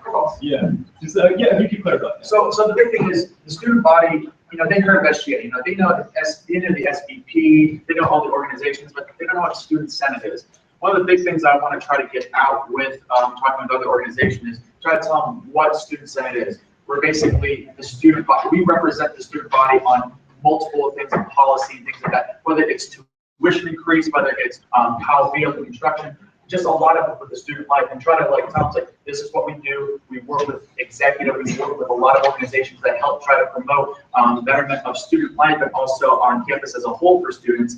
And we actually go out there without you. You can also bring up mentions of, maybe the wind chime initiative or other things that help students. And the big thing is try to engage with them and say, if you guys need any help on a bill, if you have an idea, just try to outreach to them. Many students really don't know about just what Student Senate does. Only when it's like a big issue, like for instance, of student health services, or counseling services moving away, all of a sudden they're trying to look for someone, and we all of a sudden, start to get noticed, and then we kind of die away and die down. I'm trying to, one, try to get our visibility out there, but two, try to help students. We're trying to get good legislation that will really represent the student body. So that's the big thing. Tell us who we are and what we can do. Thank you. Senator Blues, College of Liberal Arts. Project Dean actually brought up an interesting situation earlier when I was discussing the issue of absences. Right now, in the way that the bill is worded, it doesn't actually clarify that for actually members of your committee, which I am. How would you address my desire to remove absences by completing 2 non-consecutive tabling hours and yet still having the obligation to serve an hour of those? Does that mean that I can have 3 non-consecutive? So the way it's written, and that's how it is, you would have to do 3 hours, but that's why I'm trying to, I know we took this out from was trying to remove that non-consecutive clause. But the big thing is with the committee, with you being as a committee member, what you can do is you can do your hour block and then just do another hour. And then when next time comes around, you do your hour block, another hour. I got that as 1 absence anyway. So I know it can be really hard with just, with members of my committee because one, they have to spend more time out there at the tabling hours, and I understand that you all have hectic schedules and things like that, and that's primarily why I created the second initiative, just to talk about student organization and groups, because one, that deviates you. All of a sudden, you're not chained to the table saying, it's like, I'm just here removing absences. I mean, no one really, I really don't talk much, but if you can really talk to organizations as a CA member, get your table hour and talk to an organization and get out of the way, that helps being beneficial. So really, I want my committee to start talking to more organizations. This goes for all centers too. Try to talk to more student organizations that students that they are, try to get more feasible and passable legislation. So. With that, the time has expired. I need a motion to extend. We'll now move into a period of debate, against, beginning, starting with person B. I have an amendment. Yes, ma'am, please briefly describe your amendment. My amendment is to strike or speaker pro-temp from section 2. All right. That motion is duly seconded. Is there any debate against this amendment? Seeing none, debate is one-sided. So to voting on the amendment, all in favor of striking speaker pro temp from this bill in the second second subsection there, we say aye. Aye. All opposed, we say nay. Nay. That passes the actual chair. And we will now move back into recognition for debate against. Pro Tem Dean, you have the floor. I have another amendment. Please briefly describe your amendment. Right now, under what it says with subsection 1, it says established by IEA. He as a chair actually establishes when the tabling happens. So by doing this over IEA, you have to consult with IEA before he ever set his own committee meetings. Does that make sense? So what is your amendment? Please state your amendment. The amendment would say on days established by the constituency affairs chair instead of IEA. Okay, is there any debate against this amendment? Seeing none, debate one sided. All in favor of this amendment, please say aye. Aye. All opposed, please say nay. Okay, both of those amendments have passed. You now yourself the floor for debate against. program meeting. So, I'm going to yield to Chair Bosworth. I have a amendment. Chair Bosworth has an amendment. Please briefly describe your amendment. My amendment is to remove any mention of blogging from the Senate bylaws. And there is, however, anything about blogging from the Senate bylaws because we haven't done that in a while. And unless you're on Twitter, yeah, no one really, you know. Are you? Yeah.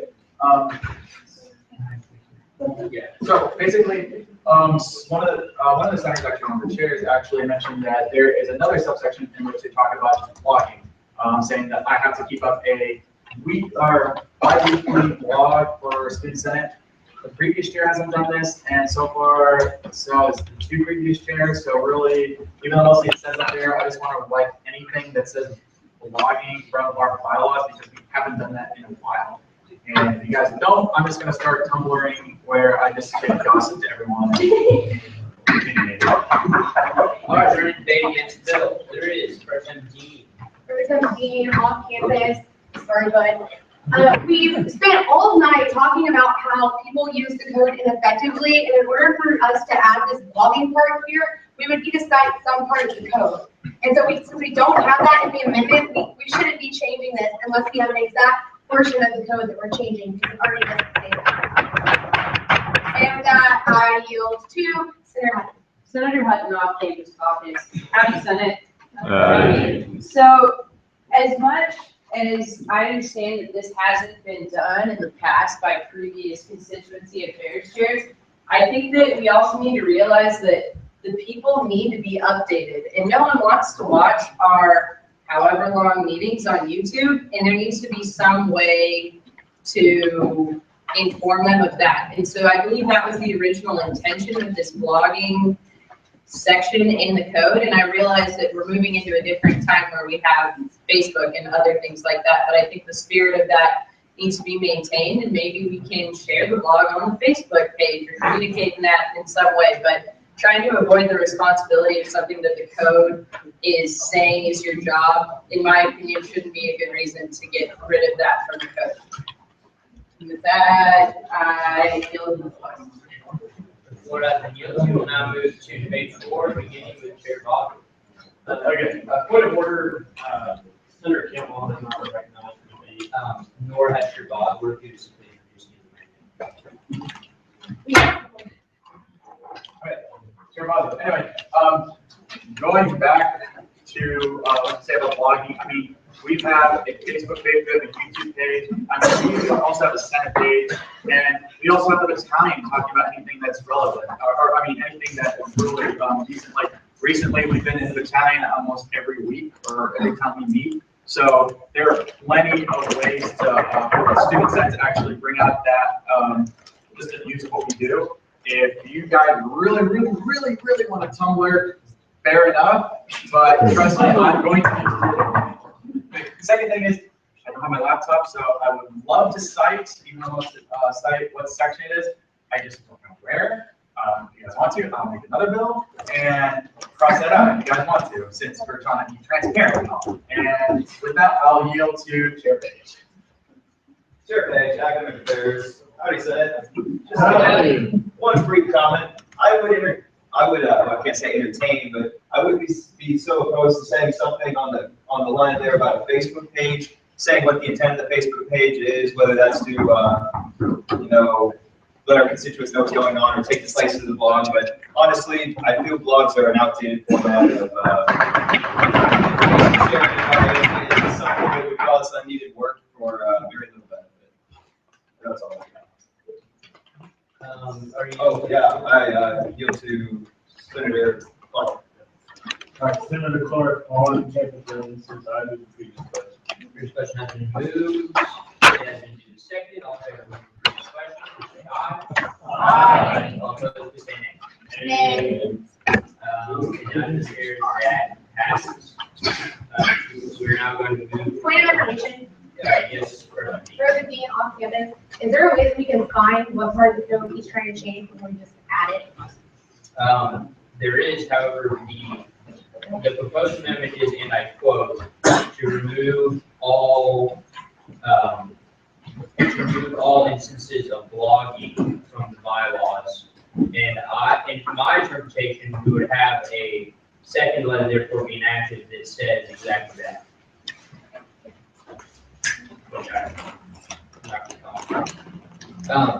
Anyway, so we're now moving to period of voting on the amendment. All in favor of the amendment, please say aye.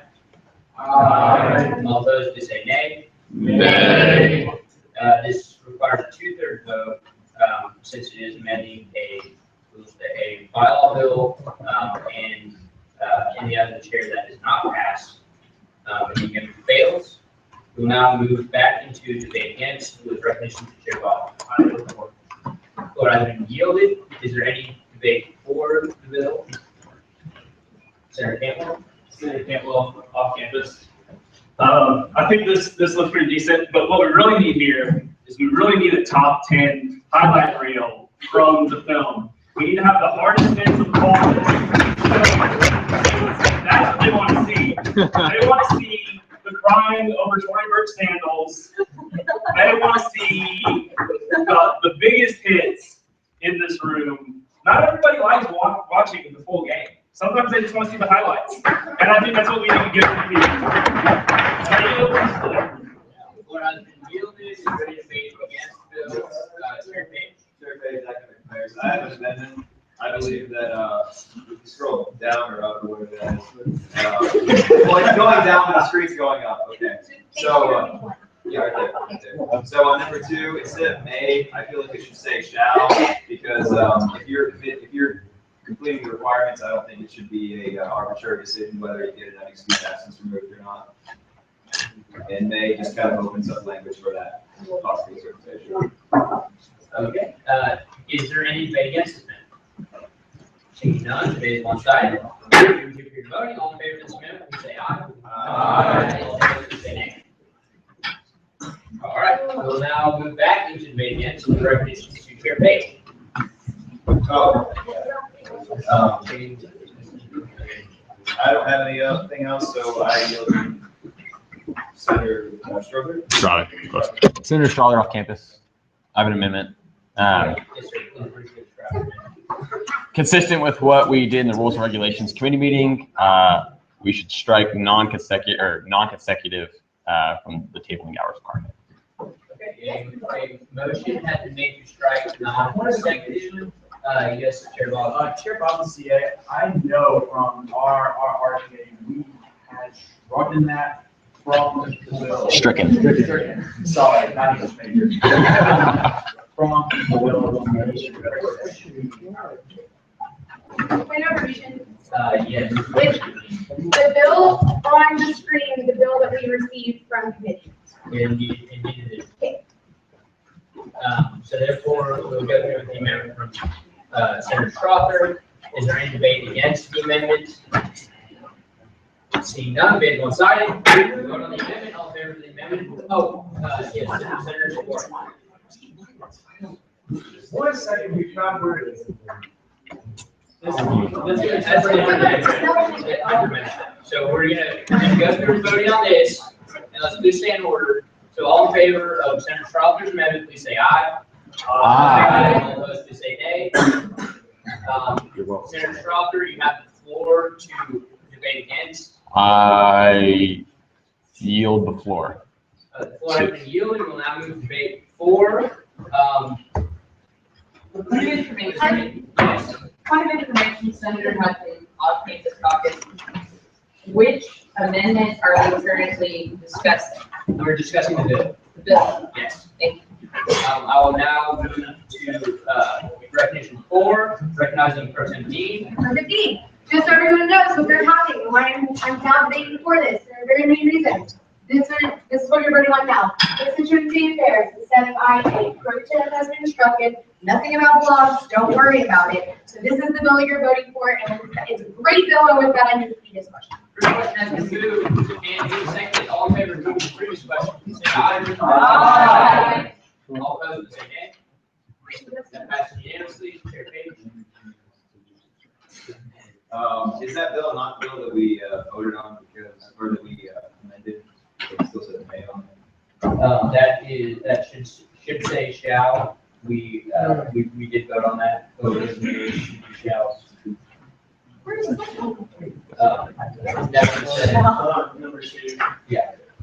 So that being said, I still think the vote carries as amended. And we will now move on to, oh no, we just passed it. So that passes unanimously. And we'll now move to a period of new business, beginning with SR 6802, the Uber support resolution. Well,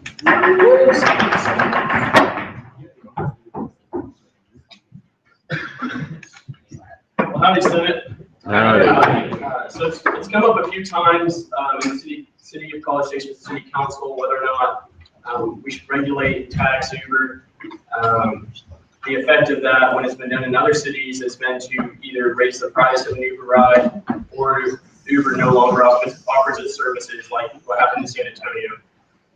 And so what I did was I reached out to members of the city council who I know are sympathetic to the students, and Councilman Benham will be coming November 4th, just for a general visit and to hear all his concerns. So if you have any concerns for the city council, prepare those, but also specifically to talk about Uber, because it's going to be decided on soon in the city council. And so if you read on the whereas clauses, I don't know if you all open up the bill, there's several reasons why I think we should support Uber.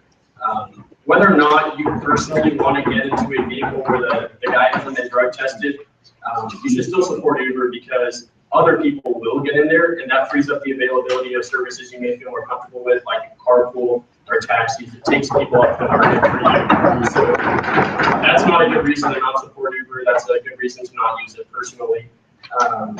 Beyond that, college students need rides all the time. We live in a community with people who are over 24, and according to the state of Texas, those people will commit DUI and DWI fatalities at a disproportionately high rate. People who are over 24 out of college. This will help give them an option to receive a safe ride home. It'll let students get to tutoring, extracurriculars, stuff like that. And so I don't see any reason why you shouldn't support a service that does a good thing, and we should support voluntary exchange on its face. And that being said, I'm open for questions. Are there any questions for the presenter? Senator Chen. Senator Chen off campus, could you repeat the date of that council? The council meeting that originally got my attention was, what's today's date? The 21st? It was yesterday, but they did not decide on it there. And possibly because of the outreach that I had as a council member express. Hold on. The students are going to have an opinion about this. But they will be deciding it soon, is my understanding, in talking with the councilman. We'll now move to Senator Lynch. Senator Lynch, Corvette. Is there not, shouldn't there not be a lot over the time? I don't know. I thought there was a new lot over the word Uber. Is there not? No. All right. Well, that's a clerical change, but thank you. An important one. Senator Salka, do you think there's going to be recognized? Yes, Senator Campbell. Speak up. Do you think that there's any way that we could get some sweet kickbacks from Uber so that we can get a golf cart that we've been wanting? I don't think we help them operate and they help us. Yeah, that's something that Tammany Machine did, and I don't consider myself a machine type guy, so I won't be accepting any graft from Uber. But if you want to reach out to them and say, look, we're lobbying for you, give us your lobbying budget or whatever, that's something you can take. I won't give my name to that, though.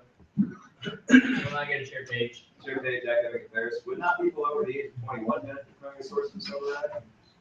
Well, that's something I've noticed is that several people are targeting, college age kids as an average demographic, and I just wanted to point out that people over 24 would benefit immensely because they're the driver of a car when they're DUIs involved that results in a fatality at a disproportionate rate, and that's according to the 2010 state of Texas information. But I do think students would benefit in a variety of ways. Senator Roach. Nope, okay. Seeing no other questions, we will now move into a period of debate, beginning with debate against. Is there any debate against the bill? Senator Blandard? I move to amend to move the There's been an amendment to remove the move lots. Letter U, and it has been be seconded, and is there any debate against this amendment? Seeing none, debate is one-sided, we'll move to pure voting. All in favor of removing the umlaut, please say aye. Aye. Opposed, please say nay. That passes. We will now move to a back to pure debate. Senator Laner, you have the floor. Floor has been yielded. Is there any debate for the bill? Seeing none, debate is one-sided. Move to a period of voting. All in favor of passing SR 6802, the Uber support resolution, please say aye. Aye. All opposed, please say nay. That passes. We'll now move into a period of presentation for SR 6803, the thank you, Ms. Bean resolution.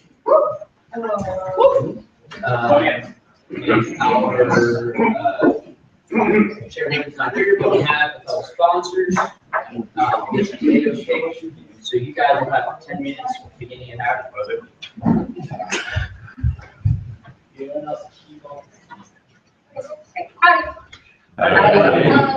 This whole thing is just Judy Bean during our finance allocations meetings and everything. She went above and beyond her duties to get us any resources, facts, information on past finance allocations, anything we really needed. And she made sure we knew exactly what we were doing the entire time. She did way more than she probably was required to, and we just want to offer our thanks to her for that because we were able to allocate properly and know exactly what we were doing. Are there any questions for the presenters? Seeing none, we'll now move to a period of debate. Is there any debate against the resolution? Seeing none, debate on side. Move to a period of voting. All in favor of passing SR 6803, the thank you, Ms. Bean resolution, please say aye. Aye. All opposed, please say nay. That let the record show that passes unanimously. We're now going to move into a period of presentation for SR 6803, the Change of Century Council Appreciation Resolution. Bill, we have a resolution.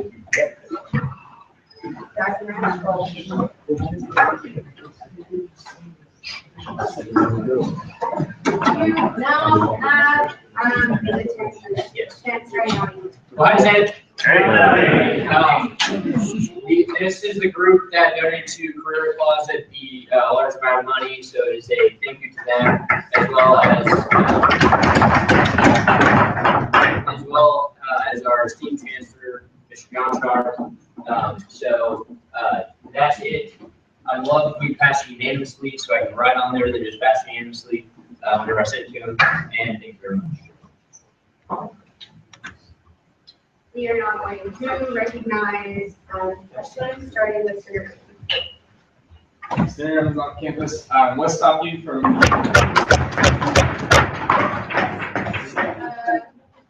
going to recognize myself.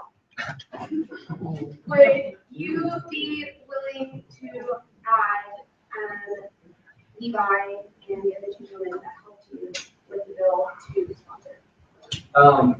I could add them as authors, yes.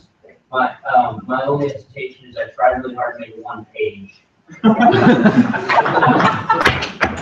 we could like add some comments and go out horizontally, or something like that. Adjust the margins, that's a good one. So yeah, it would be Levi, Executive Vice President, Leo McClellan, Vice President of Municipal Affairs, William Beckman, as well as Mason Parrish. Any more questions for the presenter?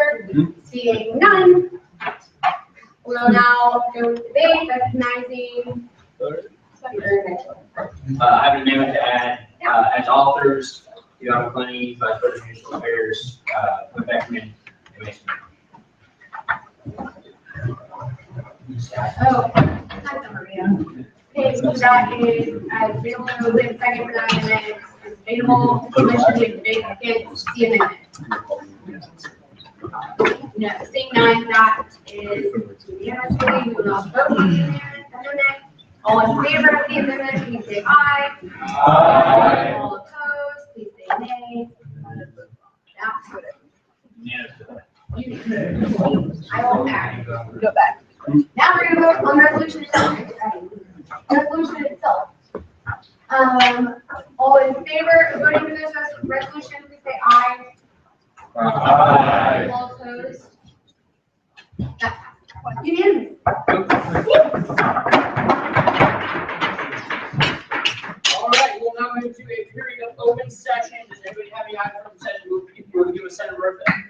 Senator Murphy, can't just throw out what do you use? I have a bill. Okay, what is the name of your bill? It's called Protect Our Ags. Protect Our Ag bill. We have that, so come on down, and you will have 10 minutes to get it had.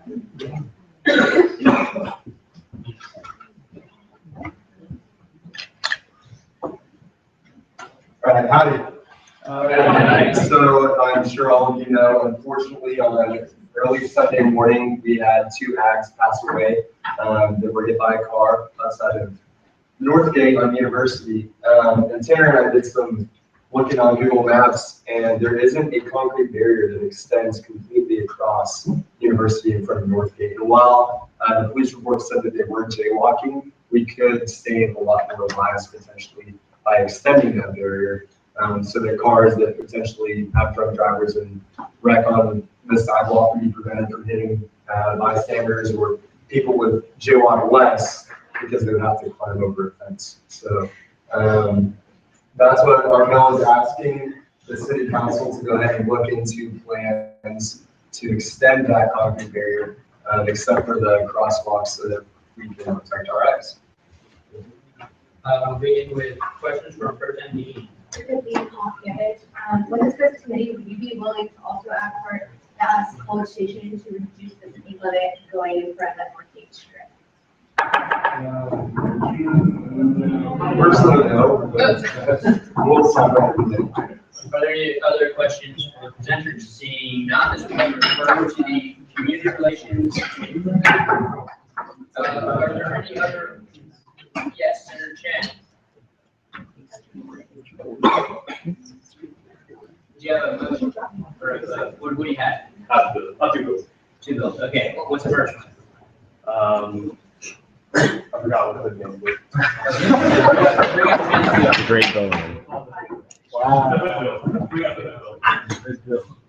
All the bills are good bills. The hood bill. Yeah, that one.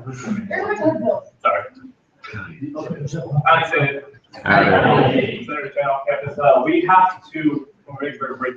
to write 2 bills in order to address the tuition fee increase that we're going to face possibly in this board meeting next week.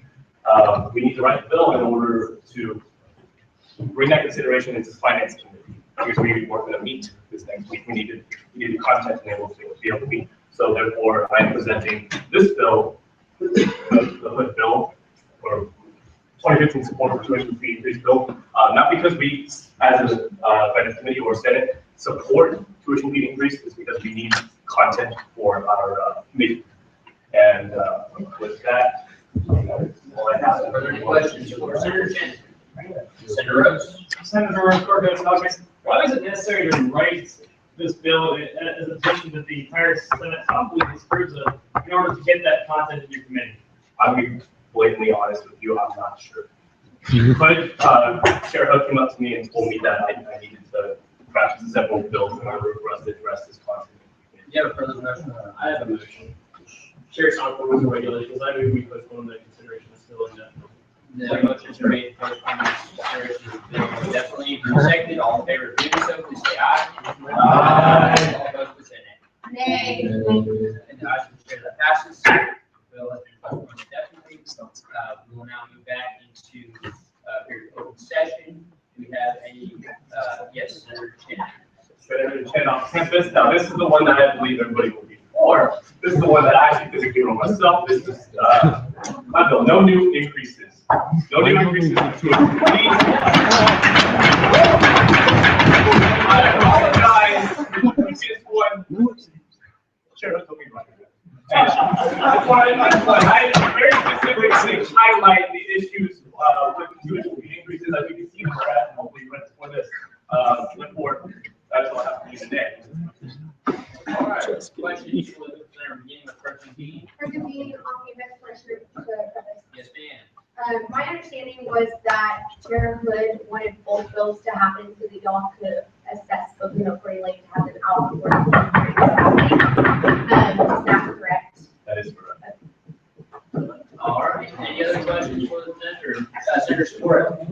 Senator Sport, this is for no new fees at all, including differential tuition? It's just regular tuition? What exactly, you have to be more clear. I wrote in the bill, I believe you guys all read it, we did not specify because we simply needed a bill. But no new increases would include that possibly? Possible. Because you didn't specify. Possible. We now go to, Chair Sonka. Chair Sonka, rules and regulations, are you aware that the default position of this body is to put any and all increases and therefore the bill on this? Yes. We now go to Senator Rose. Senator Rose, is there a reason why Chair Hood isn't on the bill, but he told you to write and therefore might have a better understanding of why they're being brought up? Chair Hood's name is on the office list, however, Chair Hood has a very pressing matter that he needs to address. Therefore, he asked that I represent the bill tonight. Unfortunately, it wasn't filled, so therefore, Senator Day. Senator Sport. I motion that this bill be postponed indefinitely. Motion to debate postpone the bill indefinitely, which. Point of information. Yes, sir. Is that a debatable motion? Is a debatable motion. Which I failed to address.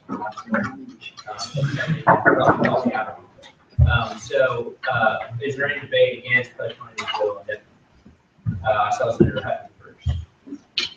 Senator Hutton off Campus Caucus, I would ask that we not postpone this bill indefinitely. I believe that Senator Chen is trying to represent this bill on behalf of someone who is not here right now. And I think that if we do send it to committee, there's much more of an opportunity for us to go through our due diligence and not have to see this bill again in a week when it comes back, or excuse me, 2 weeks from now when it comes back proposed in regular session by its actual bill presenter. If it goes to committee, then the person who actually wrote this will be able to appear before those people to sort it out, and then it will come back to us in a more prepared fashion. And so with that, I yield to Senator Day. Hi, I think the original intention of the two bills that are bringing up tonight, and I don't know if you know this or not, but I think one that was 4 increases was about the thing that he was talking about, with the way they were going to change the actual tuition, so that we, as a body who are already here, are going to have to pay less in the long run, to possibly kind of get a choice. But that was in the original bill. This one is going to oppose all other fee increases, but feeling the first one, you kind of limited us a little bit when we get to committee, but we really need something in committee. So I think we should pass this so we can at least talk about it, discuss it, get more information. I have to. 41 seconds left. Senator Walker, Committee Business School. I'm in the Finance Committee, and if we all shut this down, this is what we're meeting about next week. We have to go to tuition meetings with the university and actually understand what they're trying to do. And if y'all don't give us something to meet about, then how are we going to do that? Point of information. Point of information. Yes. Regulations, can you not have a committee meeting without any legislation? You can't. Point of information. Was the last bill that was killed not debatable? It should have been debatable, as I mentioned, if anybody wants to call me out of point of order. Point of order. May we open debate for the first bill that was killed? In my opinion, the correct thing to do would be to handle this bill and go back. Okay, no problem. Anyway, it gives us a legislature to work with when we go into our meeting, and I think that's important. I yield to Senator Soho, Little Arts. It's not that we're going in a meeting, that we have to have meetings. We don't have something, it's because the tuition increase meetings are next week, and based on what we see in those meetings, our decisions are going to reflect that. So that's why it's important, not just because we have nothing else to do. Okay, so I realize that. Do you have a motion, Senator Vaughn? Yes. Senator Vaughn, I motion to pursue. a motion to refer to committee has been made, however, in that order, because we're currently on a equally privileged motion, which is to postpone the bill indefinitely, and we need to take a vote on it. And our motion to table it. You motion to table the motion? Point of order. Yeah, shouldn't this be written as a resolution? This doesn't advocate for change necessarily. It's like an approval or disapproval of actions of others, so it should be a resolution. It is it can be, so a resolution simply is the opinion of the student body, however, a bill, or sorry, is the opinion of the student senate, however, a bill is the opinion of the student body as a whole, because it goes through the senate and then is subject to veto or the signature by the student body president, and is the opinion of SGA as a whole. I believe that it does enact change because it is talking about tuition. And in the past, that's precedent past bills. So anyways, we're going to Senator Vaughn, who has a motion to table. No, sorry, I was going to motion to table debate, but I'm actually going to motion to move to a previous question. Previous question has been made on the motion to postpone indefinitely. It has been duly seconded. All in favor of previous question, please say aye. Aye. All opposed, please say nay. We'll now move to period of voting. That motion was out of order. Why is the motion out of order? Because he's trying to dunk on me in debate. Stand up. All right, we're now moving to period of voting on one order. He's not addressed it.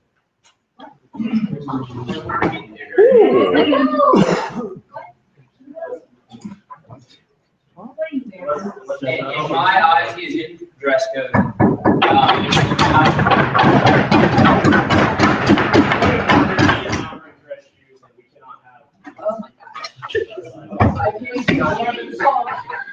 Oh my God. Senator Vaughn, will you please present your shoes?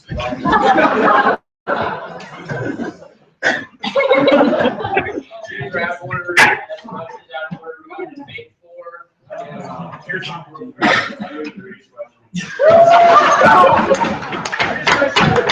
favor of the previous question, please say aye. Aye. All opposed, please say nay. Okay, so now we're moving to a period of voting on the, please say no. We're now moving to a period of voting on the motion to postpone the bill indefinitely. All in favor of doing so, please say aye. Aye. All opposed, please say nay. Nay. As the chair, that fails, and we will now move into a period of debate against. It's Deborah had the floor.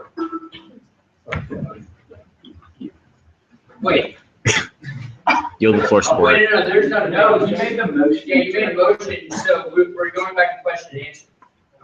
So are there any questions for the senator? Seeing none, yes, Senator Evans. Senators off campus, move the motion to refer to. Seeing none, debate on signing. All in favor of referring this bill to the finance committee, please say aye. Aye. All opposed, please say nay. That passes, and it will now be known as SB 6814, the Point of order. Yes. Was the previous bill not debatable? What information? Sorry. No, the motion to refer to committee was debatable, we're not voting on it today. The previous bill? No, the first bill. Oh, yes, okay, so let's go back to that. We had the previous bill, which was a debatable motion to postpone it indefinitely. All in favor, or sorry, is there any debate against postponing it indefinitely? Point of information, shouldn't this be referred to the Rules and Regulations Committee? No, This is an opinion, it's not about allocating money. So the finance committee deals with tuition and fees. That's part of their job and their job. And this is appropriate to go to the finance committee. So we'll now move to a period of debate on the motion of the previous bill to refer to committee. My mistake. So is there any debate against referring the bill to committee? Oh, sorry, against postponing it indefinitely? Yes. Okay, I just need to make this clear again. This bill isn't to state our stance. This is simply content. Yes, we can have a meeting without content. However, Chair Hood wanted to present this bill in order for us to go into committee and edit this. Okay, we needed, for whatever reason, we needed 2 bills. I'm sorry that I don't sound like I have all the information, because I truly don't. Because he has a pressing matter, and I had to write this bill in literally 10 minutes. Okay, so I'm sorry if it sounds very haphazard. However, we needed this content, and I need the approval of the Senate so that the Finance Committee can do its best to establish our stance, which is, of course, against, but we simply need this bill. Senator Peel. Parliamentary inquiry. If we table this bill, can it be brought back off the table at the next meeting when Senator Hood is here? Yes, however, that would not be approved because it's not introducing emergency legislation. And then we need to do a working committee, and it would not, so we're now going to go to Senator Luce. You have a motion? Motion to refer this to committee. Motion to refer to committee has been made, which is out of order because this is a equally privileged motion. Senator Chen has the floor. Senator Evdat. No, just okay. Okay, well, I really don't think that Chair Hood is going to just go in front of the Board of Regents or the people over finance and be like, you know what, let's increase tuition. That sounds like a great idea. I think the purpose of this is exactly what Taylor said, was that there are certain parts of fee increases that we are going to want to support in the long run because of the way that it's going to affect students in OSU. The only way that they can have legislation in their next committee meeting to go to the finance hearing is for this to go to committee now and let them change it as they want to say that they're working on it already. Because the way that the timeline is working out. That's why this needs to go to committee and then let them work on it. If y'all are that concerned about it, I'm sure Chair Hood would love to have you in this committee meeting. So let them get to work on it. And with that, I do previous questions. Previous questions out of order because maybe does not be recognized. We'll now move to, so are you yielding your time because you're out of order? You're the debate for yes.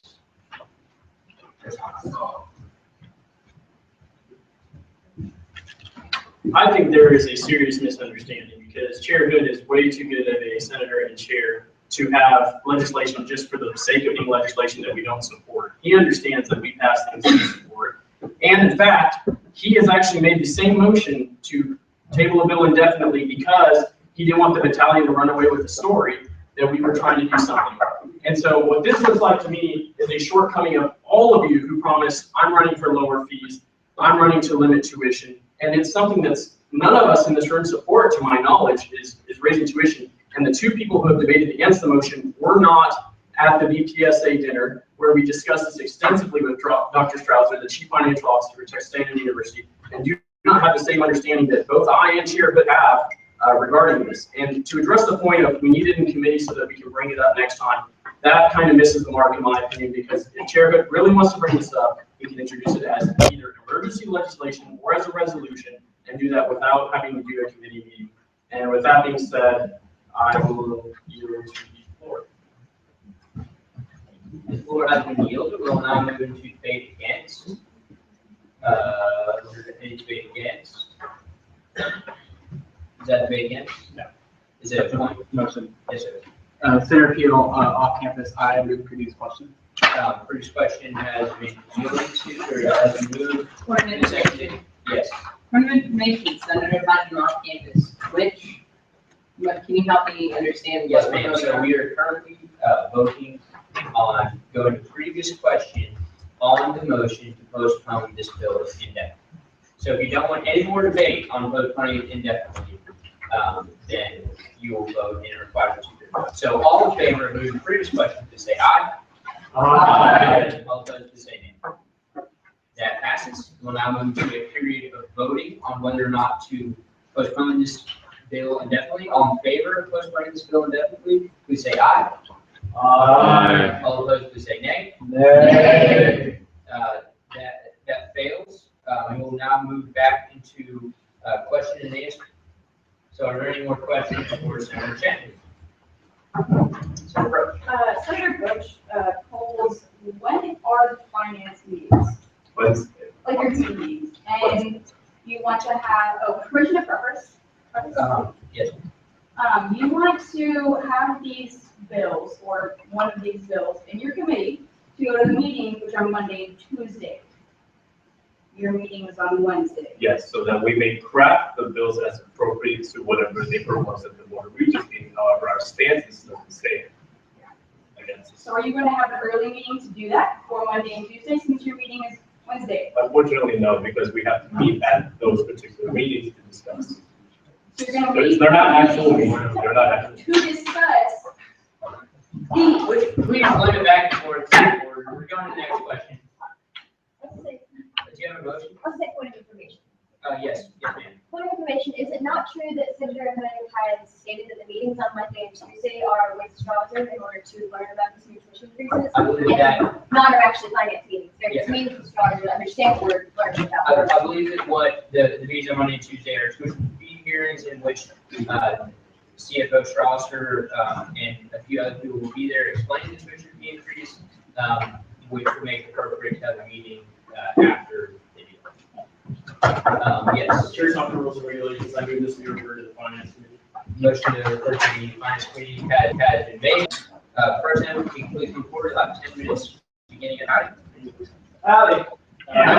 All right, so it's been a very long night. We're all very exhausted, and yes, it's been a long one, but bear with me. I've got one thing I'll present to y'all I'm very excited about. Hope y'all will be as well. A little bit of background. I'm the president of the chapter of an organization on this campus called No Labels.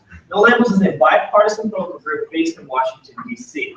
Now, they've been around since 2010. They were started by Governor of Utah John Huntsman and Senator from Connecticut Joe Lieber. What they're devoted to is ending congressional gridlock in the House of Representatives and the United States Senate, and trying to help the U.S. government prioritize the idea that solving America's problems is more important than party bickering and partisan politics. Now, the organization over the last year started establishing college chapters at universities across the nation. We came to Texas A&M about a year ago. We got the chapter up and running this past semester. Our friends across the river at good old TU actually had a great idea. They had, yes, we're gonna back our rivals on it kind of side of things. They had the idea that if universities were publicly stating their support of the organization and what they're trying to do, that would be a great way to help forward the organization as a whole. So I want to talk to you all a bit for a second about the goals of the labels and what they do. There are 4 primary things this organization is trying to accomplish. And I'm sure y'all might have questions on it because they're vague, but bear with me. You can push it. All right. They are create 25 million jobs in the next 10 years, secure Social Security and Medicare for another 75 years, balance the budget by 2030, and make America energy secure by 2024. Now, these are very big, ambitious things that we're trying to do. However, No Labels has drafted an extensive national strategic agenda to be placed in front of the next president of the United States that contains a list of over 100 suggested bill ideas that have all successfully polled over 60% by the American people. I have a copy of this agenda in my room. It's only been given out to the leaders of this organization, and we're not allowed to talk about like exactly what the bill ideas are until it's released to the public in about 2 months' time. However, what I'm trying to get at is that we've got these great major goals that are all about increasing government effectiveness, solving America's problems, ending partisan politics and bickering, and we have concrete listed ways to get there. Now, by no means is this, we want to kill political parties. No, we want to kill the Democratic Party. That's not what this is about. All we are, and all we're doing, is promoting the idea of bipartisanship and concrete increase in government effectiveness. What this resolution would do was simply say that the Student Senate, the Texas A&M University, supports these ideas and supports the idea that bipartisanship is important in government effectiveness and solving the problems of this country.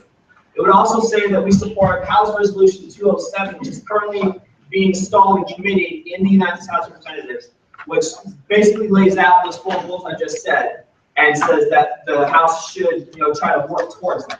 So it would say that we believe that those 4 goals, jobs, budget, Medicare, energy, and basically just says we think those are important and they should be forward. Now, if this passes tonight, what would happen is this would be sent to our local Congressman Bill Flores, but if you sat with the heads of schools themselves, I would be, working with the organization to show them that this was something that the university was proud of. Another big thing that I hear a lot is a lot of skepticism, a lot of cynicism. People say there's no point, it's useless, Democrats' programs not very long, why even try?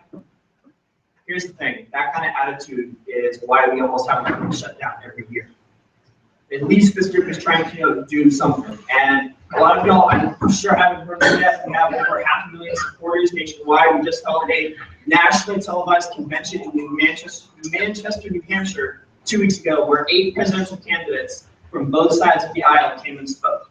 So we're seeing some very serious strides being taken by this group to try to end congressional gridlock. I think it's a great organization. I hope y'all will agree with me.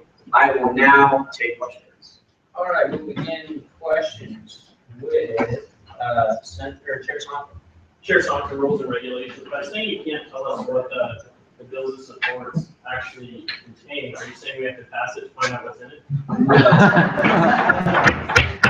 What passages would say is that the Senate believes those 4 big goals are a good thing.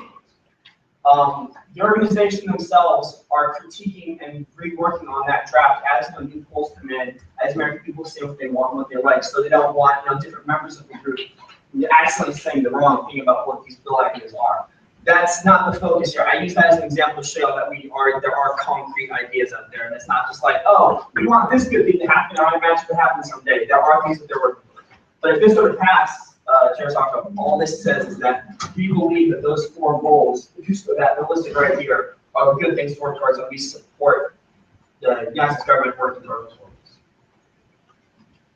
All right, we'll now go to Chair Page. Academic affairs. So, just to clarify, this bill is for the student senate. I'm sorry. This resolution is for the student senate to fully support something that we don't know what it is. I understand that you list these 4 goals that are very outlandish. It would be great if they happened, but I feel like you can't say anything about how they're going to be accomplished or what the full agenda of this group is. The agenda of this group, as I've stated, is to achieve these 4 goals. It's really that simple. Now, I feel like we're harping a lot on the specifics of how we're going to get there. And trust me, yes, that is obviously very complex. But I believe, and I hope you all agree with me, that it is better to say we want to work towards these than to really vote no and say we don't want to. Does that make sense? We're actually going to have to go to Senator Strother as time is at 3 minutes now. Permission to preface briefly. So you said that we're going to see all the goals here in 2 months. Is there any significant disadvantage to us waiting 2 months to wait and see what's in it before we go and support an organization who we haven't quite had a good look at and who hasn't fully exposed what they're about? This organization has fully exposed what they're about in multiple online resources, press releases, televised events. If you Google it, you can find out a whole lot. Are you asking if you said you want to see more, or? Why now and not 2 months when they tell us the 96 other things that they want to work towards that we haven't heard about? These 4 things are the main ideas of this organization. Simply what I'm trying to say here is that this is a resolution that says that we support that the organization is trying to forward bipartisanship and is trying to forward the anti-congressional bill. Now, by no means are you right now voting on specifically partisan policy ideas. All the things that they're drafting right now in this agenda they want to place in front of the next president have successfully pulled over 60%. Everything that has pulled below that, they have not even considered. Everything this group's doing is getting massive support from the public. Okay, with that, we'll move to, with a minute and 34 seconds remaining, we'll go to Senator. Senator Murtha off campus. Can you briefly explain why this House Resolution 207 is being held up in committee and what the Democrats and Republicans are having issues with? Honestly, I'm pretty sure the reason it's still in committee is because the committee is backed up with legislation. I've been tracking its progress on the last couple of months. It went in during a busy session, and I just think honestly I haven't got time to get to it. I'm going to go back to Chair Page with 1 minute and 4 seconds. Withdrawn. Now we'll go to Senator Ennis. Withdrawn. Forget your last name. Senator Blair, Liberal Arts. I know you're not supposed to get into specifics, but 25 million jobs, what 25 million jobs? What sector, I guess? I don't want to get into specifics. That's a lot of jobs. It is, yes. The goal is to create 25 million jobs in the private sector. Yes. Yes. We're now going to Senator Spore with 24 seconds remaining. Withdrawn. Now we're going to Senator Lane. Senator Lane, for this topic, just to repeat an earlier question, is there an urgency to pass this now? Not necessarily.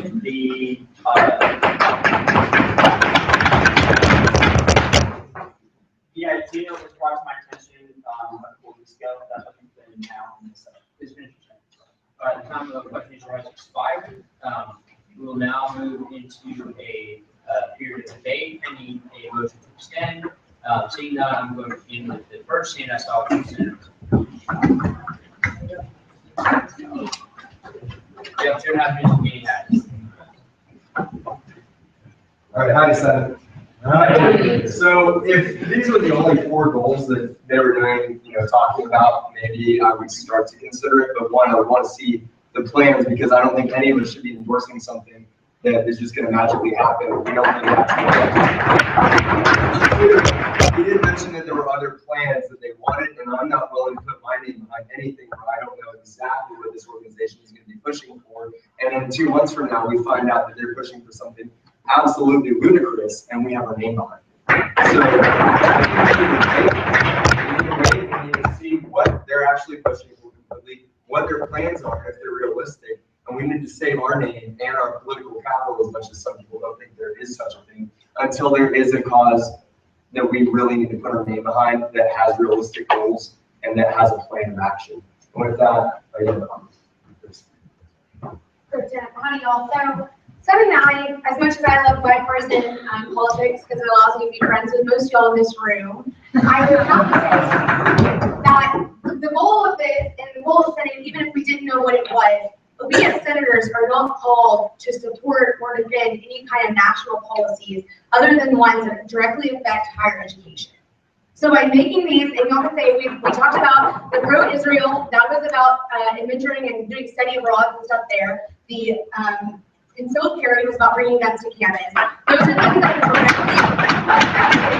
are our constituents. And by opening this Pandora's box and just starting to take positions on all of these national policies when there's 58,000 students here that we represent, doesn't really make much sense. Further, when we, as Senator Rocha was saying, we talk about everything, I would say let's go ahead and postpone this indefinitely, wait until we see the entire plan, and then see if this is something that we can put our name behind. He already said there's no reason why this has to pass right now.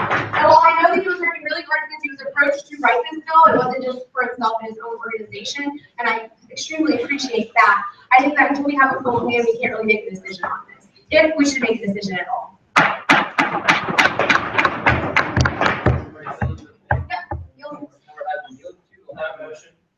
Yes, sir. Thank you, Council Morris. I motion to table this resolution indefinitely so it can be rewritten to reflect the desires of the citizen. A motion to table indefinitely as a debatable. Is there any debate against tabling the bill indefinitely? Point of information, isn't that out of order because we haven't had debate before? It is tabling is not previous questions. Is there any debate against tabling this bill indefinitely? Point of information? Yes, sir. Senator off campus, can you clarify what exactly that would mean? Table this bill indefinitely would basically mean we are not going to vote on it. It also cannot be brought off the table because table indefinitely, however, it could be introduced as a bill at a later open session or in a later agenda with no consequences of having to pull off the table. So it's basically just not going to be considered anymore by this body as currently. So, seeing no debate against, debate is one-sided, we move to a period of voting. All in favor of tabling this bill indefinitely, this resolution indefinitely, please say aye. Aye. All opposed, please say nay. That's so done. We'll now move back to open session. Are there any bills, resolutions, etc.? Seeing none, open session is closed. We will now move into a period of committee reports, beginning with Chair Bosworth. Howdy, Chair Bosworth. Thanks to y'all that came out to last week's tabling hours. Much more successful now in 30-minute blocks. I saw a lot more senators out there, especially working with y'all's schedule. I know it could be hectic, so we're gonna I'm gonna push for the Excel sheet for next week's tabling hours. This time will be inside the MSC just in time because the weather's getting a little bit colder, and so luckily the MSC will give us some heat, especially with their giant heaters in there. Other than that, I do have my laptop with me, so hopefully by tonight or at the latest tomorrow morning, I'll have an Excel sheet for tabling hours. Other than that, thank you for asking me, Bill, but I'm definitely gonna have to take a vlog because I set up bylaws to require a vlog, so I'm gonna get sassy with that. Other questions for Chair Bosworth? Seeing none, thank you very much. Senator Strauss. Senator Strother off campus. How sassy with that? Like 16-year-old that just got dumped. All right. Any questions? Seeing none, thank you very much. Mr. Page. Thank you guys for coming out to the committee meeting last week. We did honors council appointments, and that was a really great use of student senate to kind of regulate the student university, RSA. So thanks for coming out for that. We don't have any legislation right now, so we're not going to meeting this week. But I challenge you guys to write something for the next Senate meeting so we can have legislation to consider. If you have any questions about that, or if I can help, talk to me. Thanks again. Any questions for Chair Page?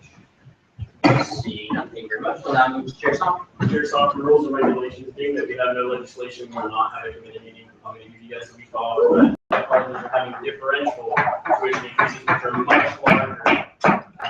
In some Coles is $500 a semester, which is double the differential tuition for them. So if you're in one of those 4 colleges, I encourage you to go to those. If you're my committee, all of you who spoke for the first time tonight, thank you so much for contributing. We were sitting around the IA meeting and we looked at each other and we said, has there been a bill that one of us haven't been on? And I don't think there had been to that point. So thank you to you guys who took the chance. Even if you got shot down, you got in the arena. Credit belongs to the man in the arena. If you don't know the website quote, you can look it up. But other than that, good job on the rules. The only thing I can think of is when you're standing for open session, you should stand, state your name and bill, and then you have to say a sentence description before you can officially receive your second or not. That's kind of nitpicky. And don't wear Jordans to the meeting. Other than that, everyone did a great job following the rules, so I commend you all on that. And now we'll Any questions for Chair Song? Seeing none, thank you very much. Oh, yes, Chair Bob. Chair Bob, do you know which colleges will be affected by this differential tuition? I know it's Coles, engineering, education, and one other. It's business-based school business. So if you're looking for, that's the place to be. If you're not, then I would go to the general, which is smaller. I think it's like a $20 advisor fee that everyone will pay every semester, and some other stuff. Thank you. All right, see the question. We'll now move for attendee for affairs. Steve, a couple things. It'd be really great if y'all could write legislation before you get to the meeting so that it can already be placed on the agenda. So other senators have time to read what you're submitting. Secondly, check your absences. There are a lot of people that are pushing forward, and it really is not fun to email people and tell them that they're kicked out. 3, November 3rd from 7 to 9. It's a Tuesday. It's going to be the first development day. This is a new thing that was created last year. And so what this is going to do is we're just going to have a bill writing party. So from 7 to 9, if you come to that and you work on something, then you can get 1 absence removed. And then after 9:30, we'll be walking the silver, or after 9, we'll be walking the silver house together. I'm going to give you all enough time, like go to your course or get water or like go get food or do something in between when we leave and when we go. Yes. Senator Bonner, unfortunately, your shoes are much more to be recognized. And I ate same time. So are there any questions? Senator Clark. Okay, Senator Clark, can you repeat that date, please? Yes, November 3rd, Tuesday from 7 to 9. And then after that, I expect people to like go get food or something, and we're gonna all walk somewhere else together. I'd like to do that.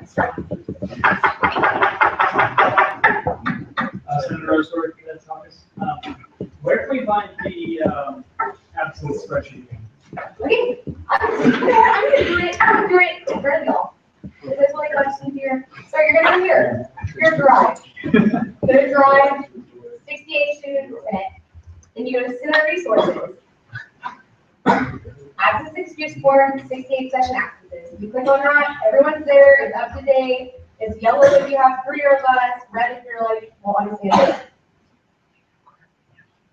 So, please go check it. Senator Chambers. Senator Chambers off campus, I was taking up the drive, can I be put back in? Yes, I'm sorry. Thank you. You shouldn't have been taken out of the drive. I didn't do it, I'm the only one who can. But yeah, let me know. All right, are there any other questions for me? Seeing none. I also have Joe Stamps really quick to say. Do you want to say yours? Yes. Okay. Out of order, yes. We'll now move to a period of executive reports, beginning with Supervisor President Justin Benigno. You have 8 minutes and a half. All right. First of all, just warns my heart that some of us think that 9:55 is a late leave. That's just a very efficient session.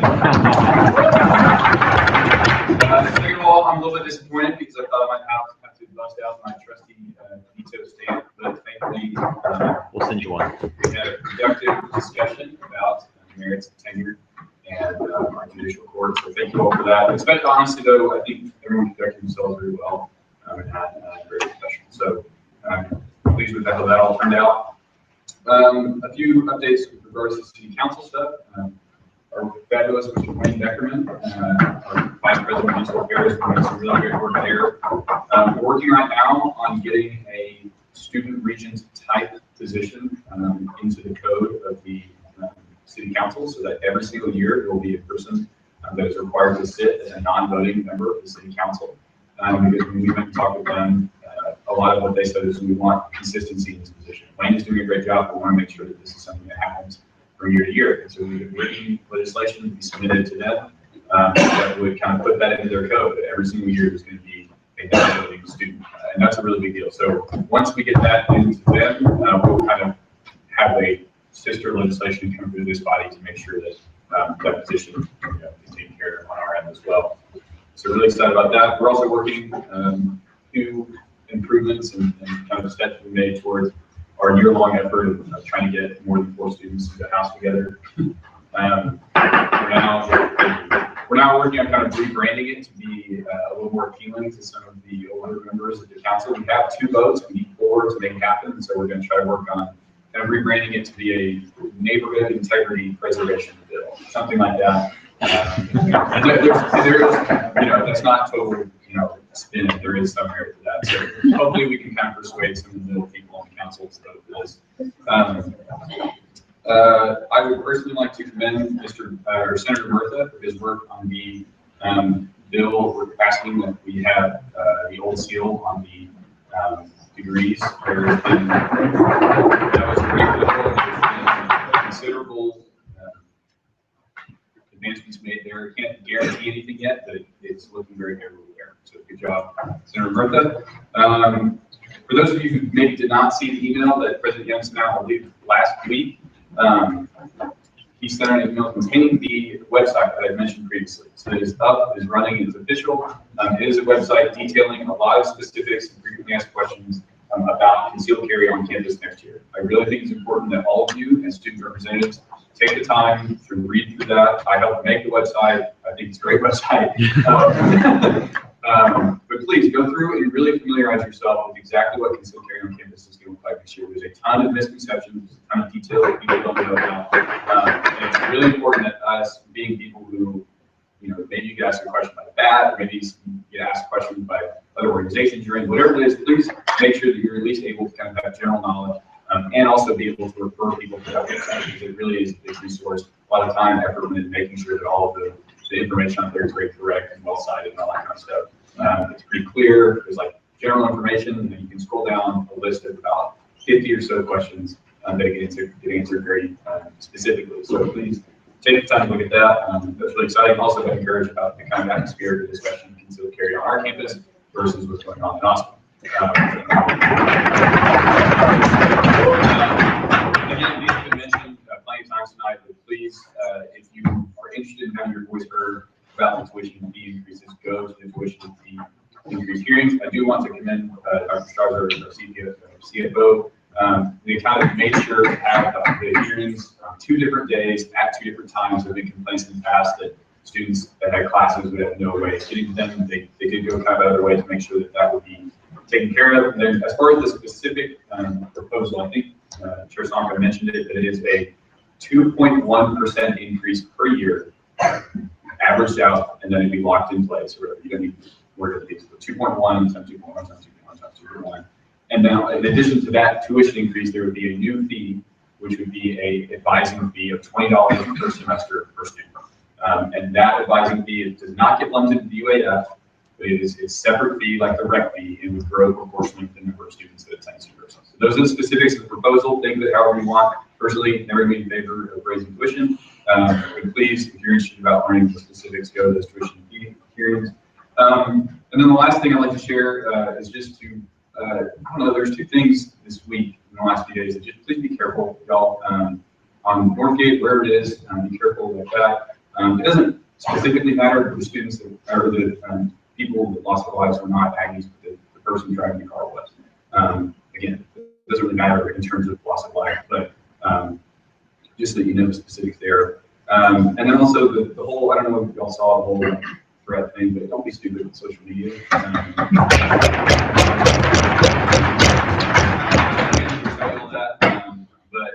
But you can get arrested. So good job to our kids police, I guess. That's all I can say. Thank you.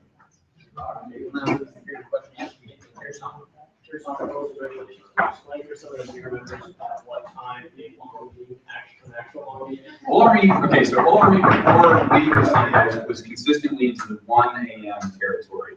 64th and 65th when I was a senator, or I was a senator in 65th, Bishop for 64, whatever, but that was like 11:30 to midnight kind of on average. And then, so yeah, so just appreciate the efficiency of the 68.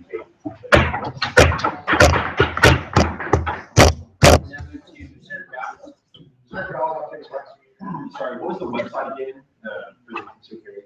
It's not catching up for me to be able to tell it to you verbally. Go back, that's not a helpful answer. But go to your email, and you should have an email from President Young.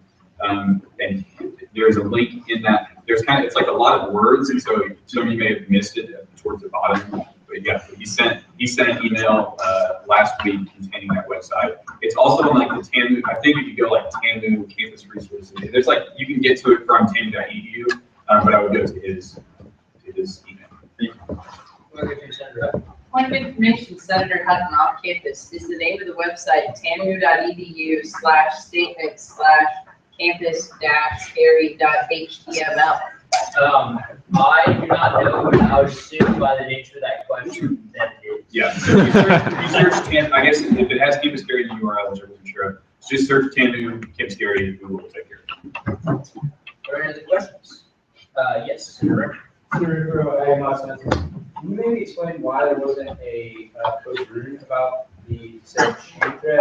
Yes, I can. I was in communication with the NSC president about it. Is that we kind of, I learned about it from text related to him or whatever. We meet first, and it was told to me by the time I learned about it, UPD had determined the thread to not be credible necessarily. Obviously, still something they acted on, but it was determined not credible before the need to send out a code room, occurred. If that makes sense. So it was a quick process in figuring out that it wasn't an immediate threat, so they didn't have the need to send out the code room. I can't speak to the specifics of the decision-making process though, but by the time I learned about it, I already had text from Zach, the president of USC, saying it's not credible. They're still so that's my opinion.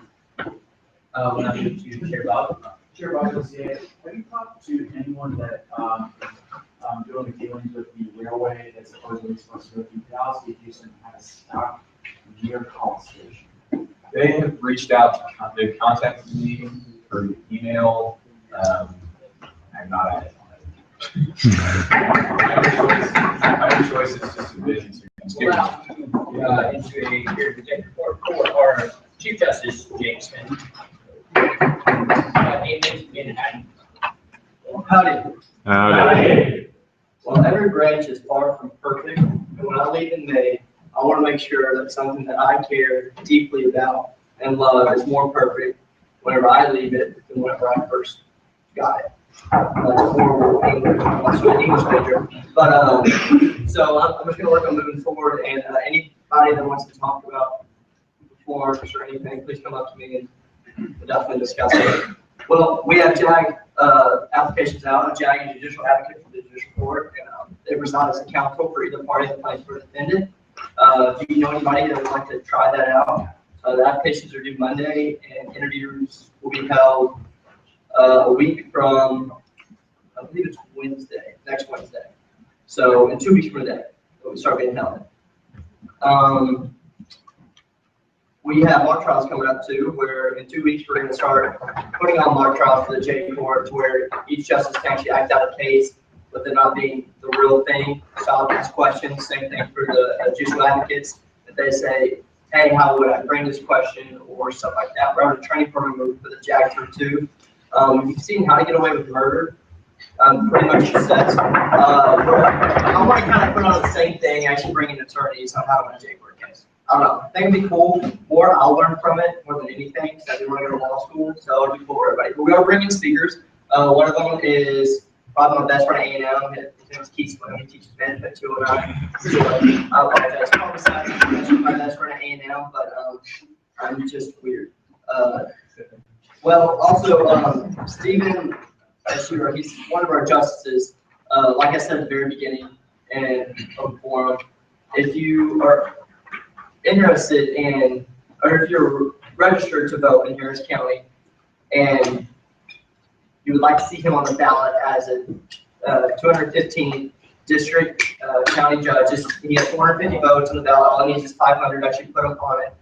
And if you're registered in Harris County, but if you sign this, then that means you can't vote for a Democratic Party and the Democratic Party in general. Just so you know about that. But if you would like to do this,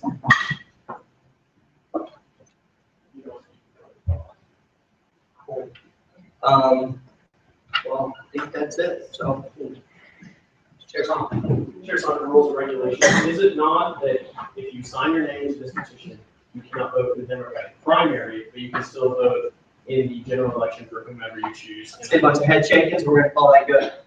Okay. All right. Chair's on, thank you very much. I'll now recognize myself for a question.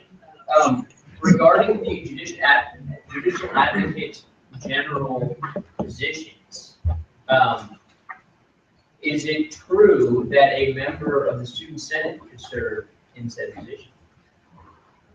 Could serve in that position? Or can be a member of the judicial branch? So could do. I'll now recognize myself for follow-up. The prosecution not say you cannot concurrently hold positions of executive cabinet member, justice of the district court, and student senator or student vice president concurrently, as in line. It does. So why don't you go and apply like you did for associate justice?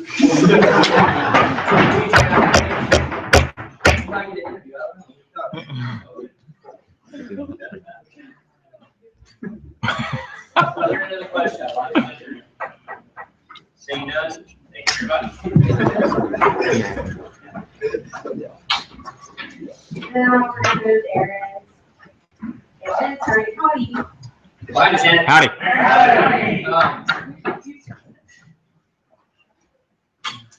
Thank you very much for a great meeting. I thought we had some great debate. It is worth noting that I have never been defeated by such a high margin of votes. So thank you for that. I will wear that with pride and dignity and such. So that was exciting.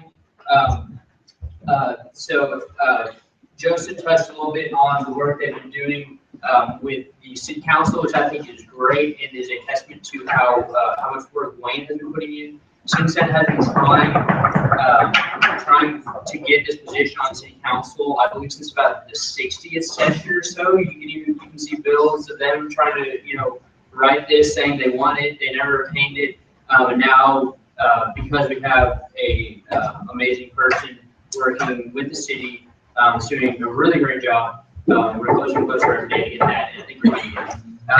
Other than that, last Tuesday, Jess and I had a meeting with Young. We mentioned several initiatives from the 67th session that have kind of died out, and that is not having tests the morning after bonfire remembrance. As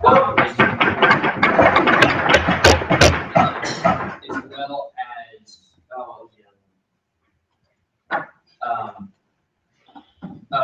excuse absence for job interviews,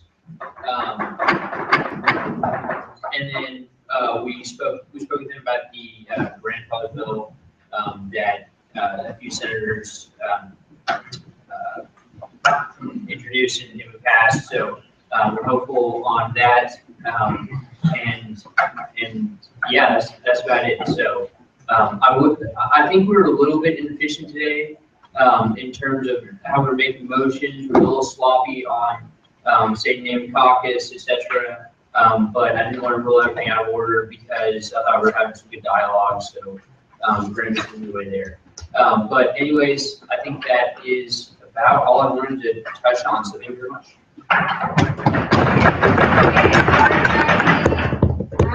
Questions with Chair Page? Chair Page, I have a clears.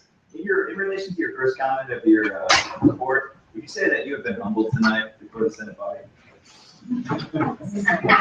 Chair Page, I am the humblest individual. Oh. I'm so humble. I'm so humble. And it is, no, I'm just kidding. Yes, I'm humble. I'm going to recognize myself. What happened to you singing a certain song during the performed by yourself?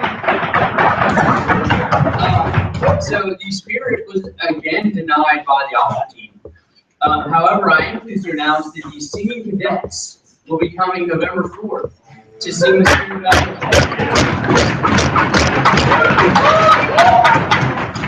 Thanks to Justice Schuhart, who is a member of the singing cadets, who's able to book that, and it's going to be great. It's going to be right ass, and everyone's going to enjoy it. Just for a clarification question about the that were made in the 67th that haven't been followed through all that well. The state of the coldest, are we doing it? State of Coldest is hard, and we worked on it before. It is. Like me and Joe, we have this discussion a lot, and it's very difficult to find somebody that can do it with professional quality. And we have failed in getting a standard operating procedure to get that down. We did make one video, but we have failed.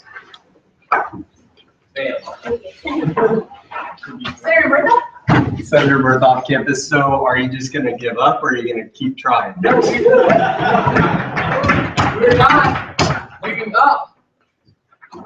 So we are continuing to work on it, and we are continuing to find someone that can do it for. We basically have somebody, but it's like every time we need to film, we're like, oh no, so it's like it's really annoying. And it's like, it's one of those things that just like pile on to all of our other responsibilities, and it sucks, but we're working on it. And I hope that by the end of the semester, we have a standard operating procedure for that, and we can get them out. But yes, we failed, I'm sorry. That is our fault. Senator Rose. Senator Rose, for the August. Doesn't the newly renovated Kyle Field have like television quality, beautiful facilities that might be available to high caliber students if they ask us? I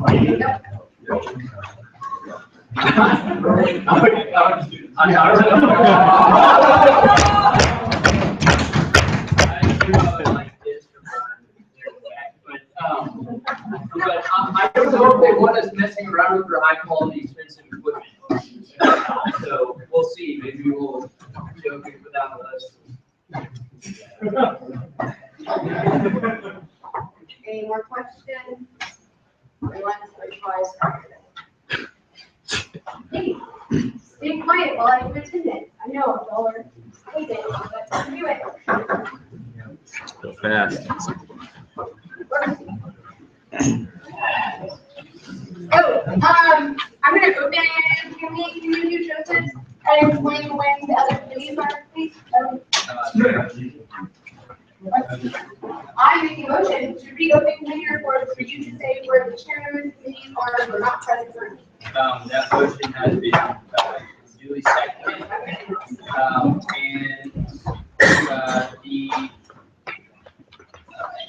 All in favor, you didn't have to say aye. Aye. Please say nay. All committee meetings other than, are defaulted to where they were last time. If you were not here, if there were no meeting, there will be no meeting. If the meeting was at X day, X time, it's now X. So he can still modify the that being said, there will be a meeting Wednesday night at 7.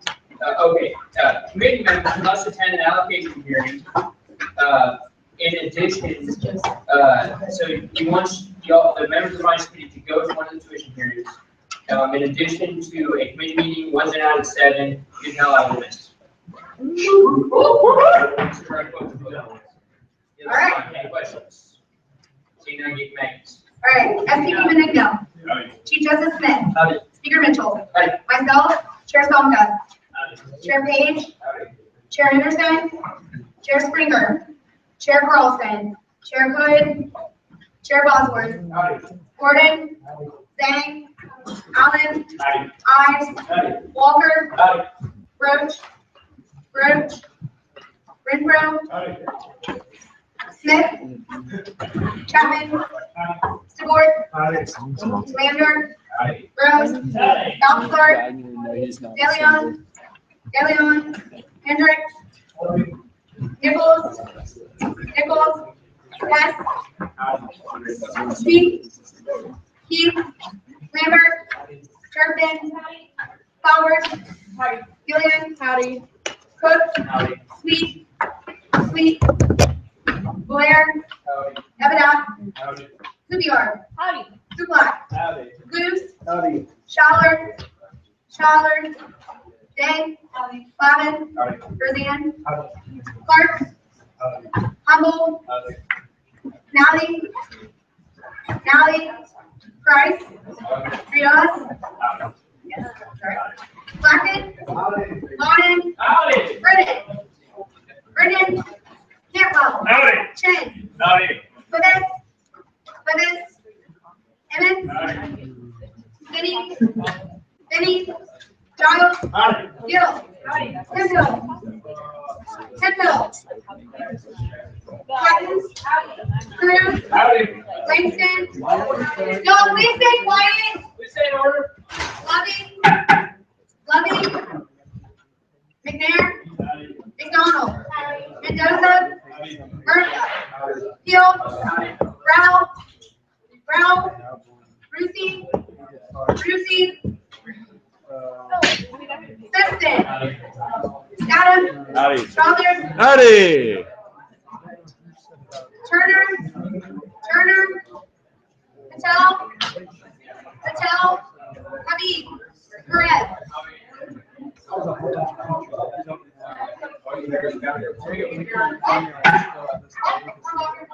If you go to Miami for 2 weeks.